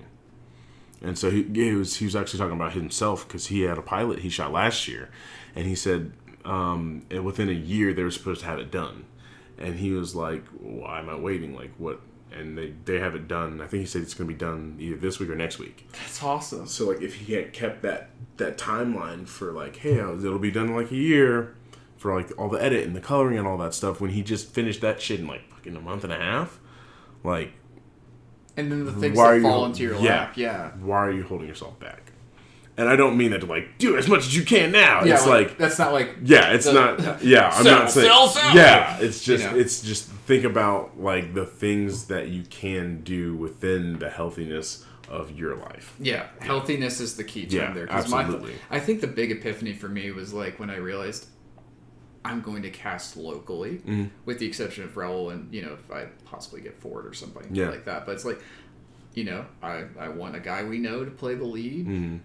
And considering, hey, one of my best friends works for a casting company in Atlanta. Yeah. Hey, as if you haven't done enough to help me already. But it's just why not utilize that? Yeah. And it's just like, and also it's just like, because my big worry came with this whole Bill thing going on. And my thought is, it's just like, okay, maybe I won't be able to get like LA talent necessarily for everything, but it's just like I don't fucking need LA talent. Yeah. No, like I want Alfred Molina because I wrote the role for him. Yeah. But it's just like, and my thing, this is something Raymond said to me, is it's just like, they were shooting like a music video, they were shooting something in Miami, and basically a bunch of the actors bailed or something. It was a pay or play kind of thing, and something happened. But basically, it's like they had to get locals, and they were better, if not, they were wonderful, if not better. And he just said, you're going to get locals, and they're going to be even better than you thought. Yeah. And you're going to give someone who needs a chance a chance. Yeah. And I'm just like, wow, that makes a lot of sense. and my biggest like draw for this is Good Will Hunting, which is that's exactly what it did. Like, Kevin Smith helped them kind of get to where they needed to go to pitch the thing. Yeah. But it's like Matt Damon and Ben Affleck weren't getting the roles they wanted, so they just fucking wrote it. Yeah. And then once they got Robin Williams on board. God, I love that movie so much. Me too. And every time I watch it, I love it even more. I always go back and I watch the scene where Ben's telling him, like, I dream about the day that I come up to the door and you're not there. Oh, fuck. And then I go back and I watch that scene. It's so good. Kevin Smith talks about his acting in that moment, just when he realizes that Matt Damon's gone. Mm-hmm. And he's like, oh my God, my best friend's gone. But I'm so happy because he's finally doing what he's... Oh, fuck, dude. This is why that motherfucker... Both those motherfuckers are amazing. Yeah. But, I guess to kind of jump it back to, like, toys and shit. Yeah. It's been a good conversation for just talking about toys at the beginning. But I'm going to use a lot of that. Because you mentioned, like, the store exclusives and con exclusives. Yeah. But let me ask you this. Mm-hmm. What was your most satisfying find, and what was either your earliest memory of a toy you thoroughly connected with, or if you don't have that, like, what's a toy you could connect with? Earliest memory of a toy that I connected with was my first, like, action figure, not like McDonald's toy. My first action figure was, what is his name? I think it's Hot Streak from Transformers Robots in Disguise. Mm-hmm. I had that as a kid, and I lost his little missile. And I'd say 3 years ago, I actually found that same figure, and I bought it because I was like, this is the first figure I owned, and I have it in my room on my wall. That's beautiful. It's, oh my God. I want to open it. In the box? He's the one that's in the box. I remember that one. I think it's Hot. Is it Hot? No, Hot Shot was in... Hot Shot was in Armada. Armada. I'm just glad you know Armada. That so because everybody's like Gen 1. I'm like, when did the minicon show up? Was that Armada? Oh yeah. Okay, that was Armada. Minicons were so dope. I liked when they like formed into a weapon or some shit. No, I remember the spaceships that could form into a giant sword. That was cool. Yes. We had those toys. There's one that was like, it was a bicycle, a skateboard, and a scooter. It was a scooter. Fuck yes. We had those too. My favorite find, like my biggest find, I think I'll have to say any of my Spider-Man finds that are like the comic book character, like no, not even comic book. Any of the Spider-Man finds that look like characters from the 90s cartoon. Because that's why I collect my Spider-Man Marvel Legends, is so that one day I can have my Sinister Six with Spider-Man in the middle and Mary Jane just like laying off to the side, like half dead or something, or Spider-Man half dead with Mary Jane there. And it's just this like devastating, like, oh my god, I want to make that diorama like a thing. But I think that because I didn't realize how much I love Spider-Man until I started collecting the Spider-Man Marvel Legend figures. And I have a giant fucking Spider-Man plushie that my girlfriend, every time she comes over, she's like, Spider-Man, oh! And she starts talking to him, and she doesn't talk to me. Then I pick up my second Spider-Man plushie that's the same thing as the big one, just a little bit smaller. I'm like, yo, fam, no, we ain't gonna mess with her. You mine, fam. I got you, bro. What you need to do is get a mask. I do. I really do. I've got one. I saw. Well, not the signed one, but like the. Oh, you have another one? Nice. I thought it was in that box with all. The really? Stuff. Yeah. Dope. I think it has to be the Spider-Man figures because of how much I'm in love with that character and the stories. I didn't realize that until like last year, whenever the Spider-Man game came out, because I had a whole like setup on my desk, and I'll show you some pictures. But I think that would have to be like, or the first time I got Black Panther from Civil War. Ooh. I think that like the Spider-Man figures and Black Panther from Civil War, because I love that suit and I love him in Civil War. Like that was. It all kind of came. And I bought two of those figures. Really? I have one in the box and one open. And this is from like the re-release? This is from Civil War. Okay, like, this is from Civil War. And then that figure, and also I had gotten into Agent Venom. So I have Agent Venom open in the box, and then I have him in the box. Because, I don't know, I connect with the Agent Venom character for some reason that I need to really figure out and sit down and like think about. But I like the Agent Venom because he is slightly anti-hero, but he has this admiration for Spider-Man. And he just looks fucking cool. He looks badass as shit. And he's just a man of duty. I love that. So like getting that figure was pretty intense too. Just that whole thing was just absolutely beautiful. And that's why I thoroughly like hand off the baton. I think you're the bigger Spider-Man fan. I don't know about that though. Well, I mean, I just think like the amount, like the way you just talked about connecting with that character, is what I connected with in college when the first Amazing Spider-Man movies came out. Gotcha. Because I grew up with the Sam Raimi movies and everything. I did too. Yeah. My biggest thing was it's like you know me. I'm a tall, skinny, dark-headed, dark-eyed white dude. Yeah. And I mean, I know that there's a shit ton of white dudes that are superheroes, but it's like when I saw Andrew Garfield in that suit for the first time, and he's kind of built similarly to how I was. Obviously, he worked out a lot more than I did. But it's like, that was the first time ever I could really see myself in a superhero role, let alone as one of my all-time favorite characters. And so like even like, and the thing is like the anticipation for that movie, and just like it helped me kind of like really like spread out, and kind of like I'm reading the comics, I'm like, you know, replaying the video games and collecting the figures. It was just like I kind of got to rediscover that my love of this character that I had from a kid, but it's like with more of an adult perspective, and like really sinking my teeth into it. And then seeing the movie, and the movie was everything I wanted it to be and more. And it was just like, I don't know, it was just really cool to finally like click with that. And so I totally get that. Like I have a couple. In fact, nice. These are the 3 3/4 figures that came out when the movie came out. Holy crap! Yeah, I've got both of them out of the box, but I got them both in the box too, just because. When I finally found that, we were at a Walmart late at night, and we had to get some stuff for a shoot for class. I saw that and about screamed. the Spider-Man. And the Lizard took me forever to find, but, I found him. But finding that Spider-Man and finding, like, the fact that it's, like, I finally have an Andrew Garfield Spider-Man. Because I like that suit. I think it's cool. It looks like he made it, It's super dope. It's so dope. But, finally having that. And the same sort of thing happened to a certain extent with the Ben Affleck Batman. Okay. When it was before the movie came out. I think it was January of that year. Okay. I went to the Toys R Us because in Texas we live near Toys R Us. And I saw, not this one, but I saw the regular Ben Affleck Batman action figure. It's just like the basic Mattel figure.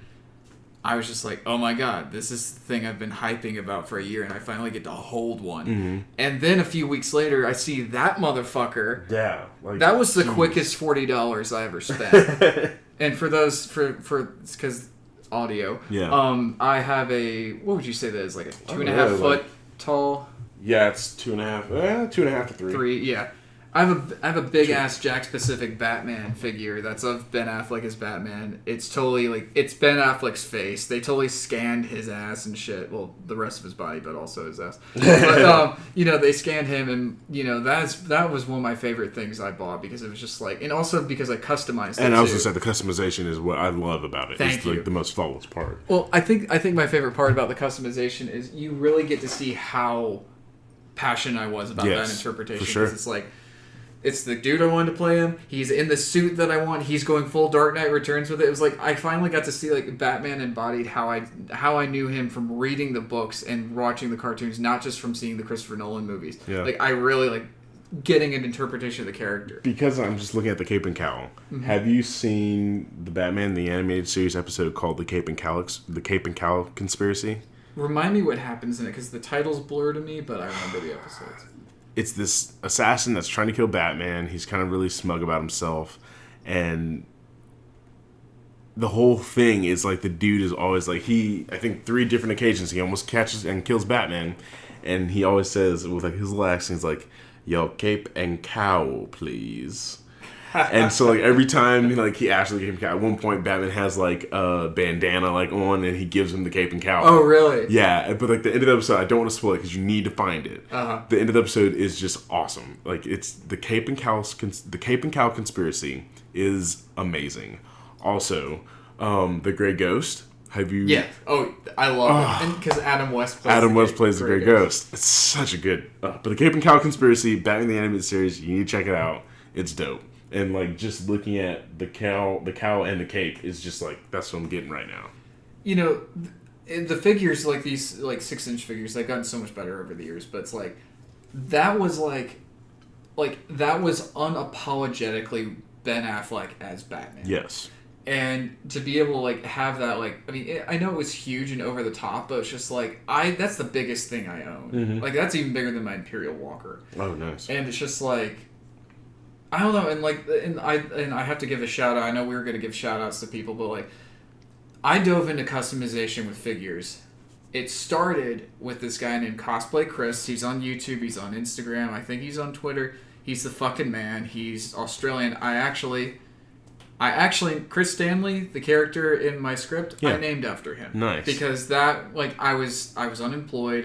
Ashley was in class all the time. I was bored and depressed, and that dude, through the customization, his cosplay videos, reignited the creative spark in me. Nice. And I can't think of a better way than to give him the name, my character's name, him, But it's funny because I found that, and I took a picture of it, and he hadn't done the video yet, but I emailed him, and I said, yo, you should totally do one of these. And he's like, wait ahead of you.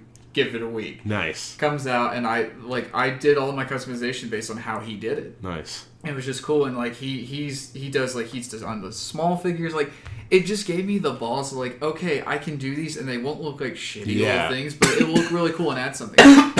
Absolutely. Like you can see my other customs behind you. Yeah, no. But it's just like customs are fun. I don't know. It's just like the adding your little touch to it. The creativity is really, really cool. Yeah, that's one of the things that I've been in this space recently where I'm like, I want to build and create things. Mm-hmm. So I've been doing Conan, like for sure, Conan. Like even though it's a game, like you get that creativity out.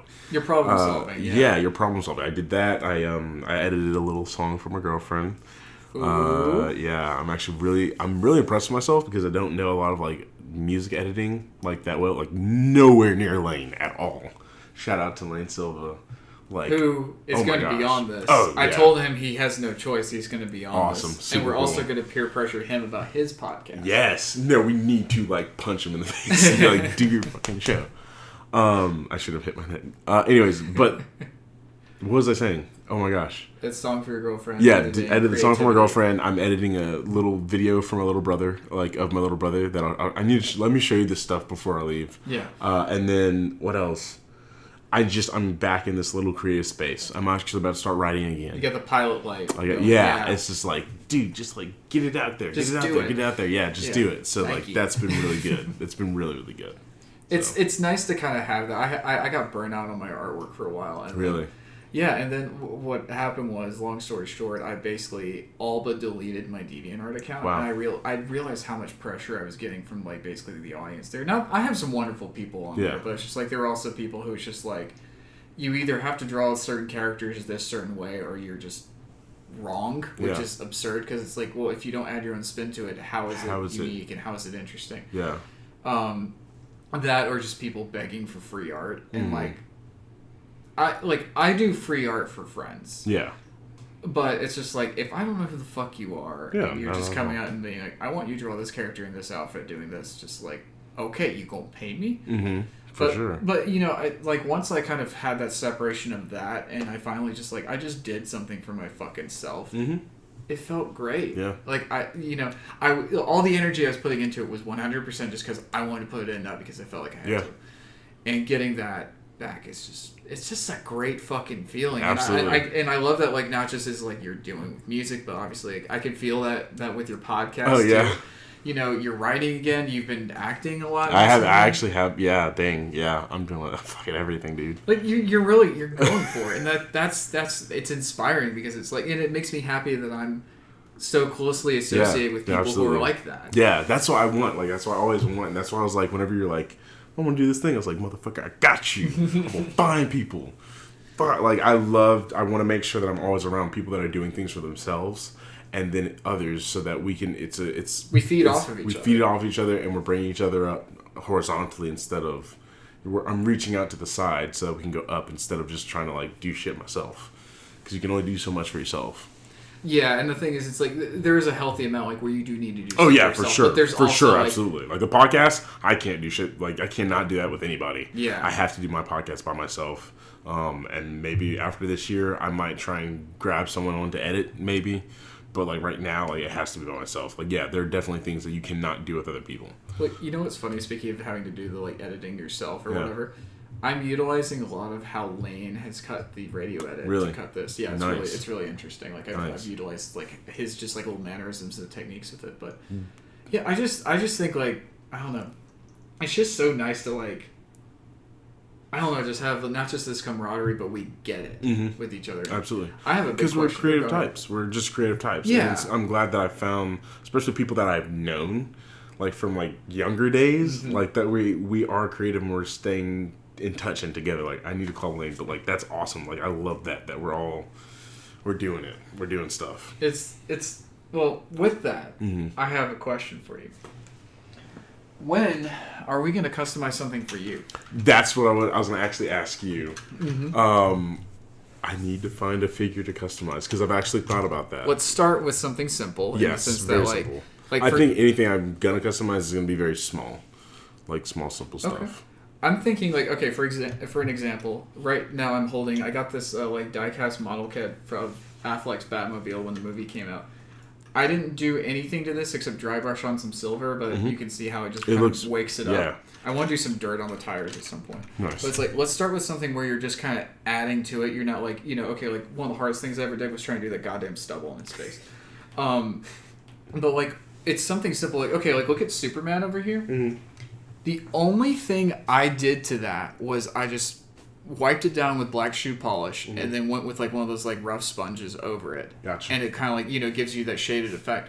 Let's do something like that. In fact... Okay. If you know of a figure that I have already that you have in mind. I have a second Superman. Okay. You want to do it? I'll do it with you. I won't take him, but I'll do it with you. No. We can argue about this later. Oh my god. But, okay, well, what's a figure now that you could see, like... I'd have to literally go back and look at the figures that I have. I have a good idea. Yes. Do you have any accessories? I love making yeah, you're in the right ballpark. Yeah. I'm thinking you need a set for your Spider-Man stuff. Oh no! Let me calm down. I thought you were gonna fall over for a second. I just got no. There's an Instagram page that I follow that makes dioramas. Dioramas? Mm-hmm. Yeah, they make dioramas. Not diarrheas. Not diarrheas. And yes, I do need a set. Like if we could so one of the things I had in mind that I haven't ever fucked with is taking one piece of cardboard and then making kind of like the side of a building, that type of thing. That way I can have him because I already have my webs and stuff. Foam. All right, we're gonna do this. We're gonna go to Binders one day, okay, and get you a bunch of shit. And I'll teach you all the stuff because the other person I want to give a shout out to is not that he needs a shout out is Adam Savage. Mm-hmm. From Mythbusters. Yeah, and mainly Teston. I've been following Adam has given me 2 shout outs on Twitter once. Nice. Well, not shout outs, but he liked and retweeted something. Actually, it was that. Nice. and then that Batman over there, I tweeted it to him because it was June was the month of making, and he's all about encouraging people to create stuff, and I was like, this is what I'm doing. I tweeted that the armored Batman. I said I'm spending my birthday doing this, and nice. And he anyway, yeah, Adam Savage his one day builds are the most inspiring things in the world. He's built the Blade Runner gun in one fucking day. Nice. He's retouched it and everything. He does all this amazing stuff, and also because he used to be a model maker at ILM when they did the Star Wars prequels. Oh, what? So yeah, and the prequels had some beautiful model work. Yeah, no, oh my gosh, the prequels look beautiful. You cannot take that away. Attack of the Clones hasn't aged great. Yeah, but especially the first one, the Naboo, oh my gosh. Naboo, there's some beautiful, beautiful work done in those movies. The pod racing, and on Tatooine, that big building, that was all a model. Yeah, no, the modeling is so beautiful. Planet Geonosis and Attack of the Clones. That was those things. Those things were the size of buildings, but they had to still sculpt them. Oh my god. Yeah. But that kind of stuff. This is what we do. I have a training thing for you. Okay. I'm sending you home with one of my Amazing Spider-Man figures I was showing you earlier, because it comes with that little backdrop kind of thing, a building. I'm going to teach you a couple little things. I want you to try it out with that and have fun with that. Okay. And that'll kind of, get your feet wet with the whole thing. Then we can jump into the build stuff. Because the problem with that stuff is, it's not that it's a problem, but it's just you have to really figure it out. Obviously there's stuff you figure out while you're doing it, but you have to have a game plan before you can budget. Because that can get really expensive. That's the thing I want to do. Because that happened with this motherfucker. Because I had to find the right cape. Originally I was trying to find a fake leather cape. Because he's got a fake leather cape in the movie and it looks awesome. Yeah, it got really expensive and it looked like shit. So I had to get that cosplay fabric you see on that now, but that was not cheap either. But I was like, I want to be done with this, goddammit. Yeah. But we're going to do that. Oh, yeah. And, we'll post pictures in our Instagram. Oh, yeah, absolutely. That'd be so dope. One other person I want to plug, and I want you to plug all your people. Yeah, I can't find them. That's really? I can't. They may not have posted anything in a while. All my action figure people, I know one person you need to give a shout out to. Oh my gosh, yes. Okay, yeah, you go ahead and then I got you.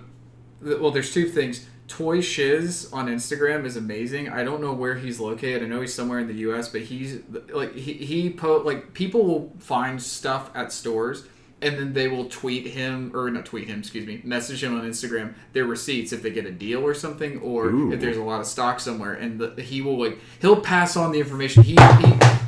He passes the love around in the sense that he's always posting updates about stuff, new lines when they're releasing, where to get them, all that stuff. He's fucking awesome, and he helped me find.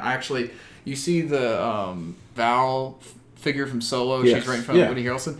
I got her for 10 cents. Really? Because there was some glitch in some Walmart stores where they were basically selling Black Series figures for 10 cents. I found her. I didn't know the glitch was going to happen until I went to checkout. I got her for 10 cents. They've obviously since fixed that. Yes. It's just Toy Shiz is how I found out that was a thing. Hey, before I leave, you gotta tell me about that, because I need that. I really do. And then the other person, he's got an amazing channel on YouTube, is Dan Larson with Toy Galaxy. You can find him him on Instagram under @Toy Galaxy, I believe. Nice.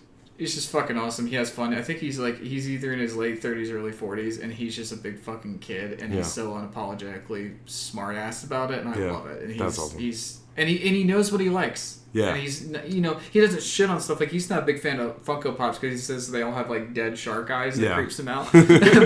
but he doesn't shit on people for, like, liking it, and then there'll be exceptions. He's just honest. And he's himself. He's not just trying to sell shit. That's great. Funkos are cool. I don't like a lot of them anymore. I'm out of my Funko phase, but they're still pretty good. I did a count today. I think I have close to like 100. Really? That's awesome. I mean, I think that's cool. I think it is, but it's one of those things where it's like I don't have the space to display all of them. I need to get rid of some of them. That's why I need to get rid of some of mine. Yeah, Aloy and all my Alita ones aren't going anywhere because fucking Alita's amazing. Nice. A friend got me that Yoda you see in the case, the Christmas Yoda, and then Freddie Mercury, my girlfriend, got me from the Funko headquarters. So that's awesome. I'm going to shout out one person. My boy, Nick Elkins, at _champions_collection_. That dude is amazing. He has his collections of action figures are dope AF. And he displays them beautifully. I don't know if I'm going to go home and see him this weekend. I'm going to take some pictures of his stuff and send it to you. Do it. Because, I'm just going through some of his old stuff right now as I'm talking about it. And I used to live with him. So he would actually let me, arrange how they look and stuff whenever we're living together. And it was so dope. And he actually sold me a bunch of, the Civil War figures that I have. Really? They're the ones that he used to have. That's so cool. Yeah, it's been really cool. But yeah, champions _collection_. Nick Elkins on Instagram. He's got a lot of really good figures. And he's always collecting. It's funny because I didn't know he was as big. I say this with love. Yeah. As fellow brethren, I didn't know he was this big of a nerd as he is. Oh yeah, no, he is. Oh my god, dope. I love it. We're all geeky brethren. Yeah. Have you seen the X-Men short we were in together? No, I don't think so. Ago? Wait, yes, I have. I have. Tricks. I played Magneto. Yes. Yeah. Yes, I have. For a recast. Nice. Yeah, he had a lot of fun with that. He's good. He's great. At, he used to do a lot of plays and stuff. Yeah, he really does. I forgot he really does. He and I were shooting a movie before we moved in with each other. Really? Yeah, really? We were shooting a movie, Cocoa and White Chocolate. We're brothers.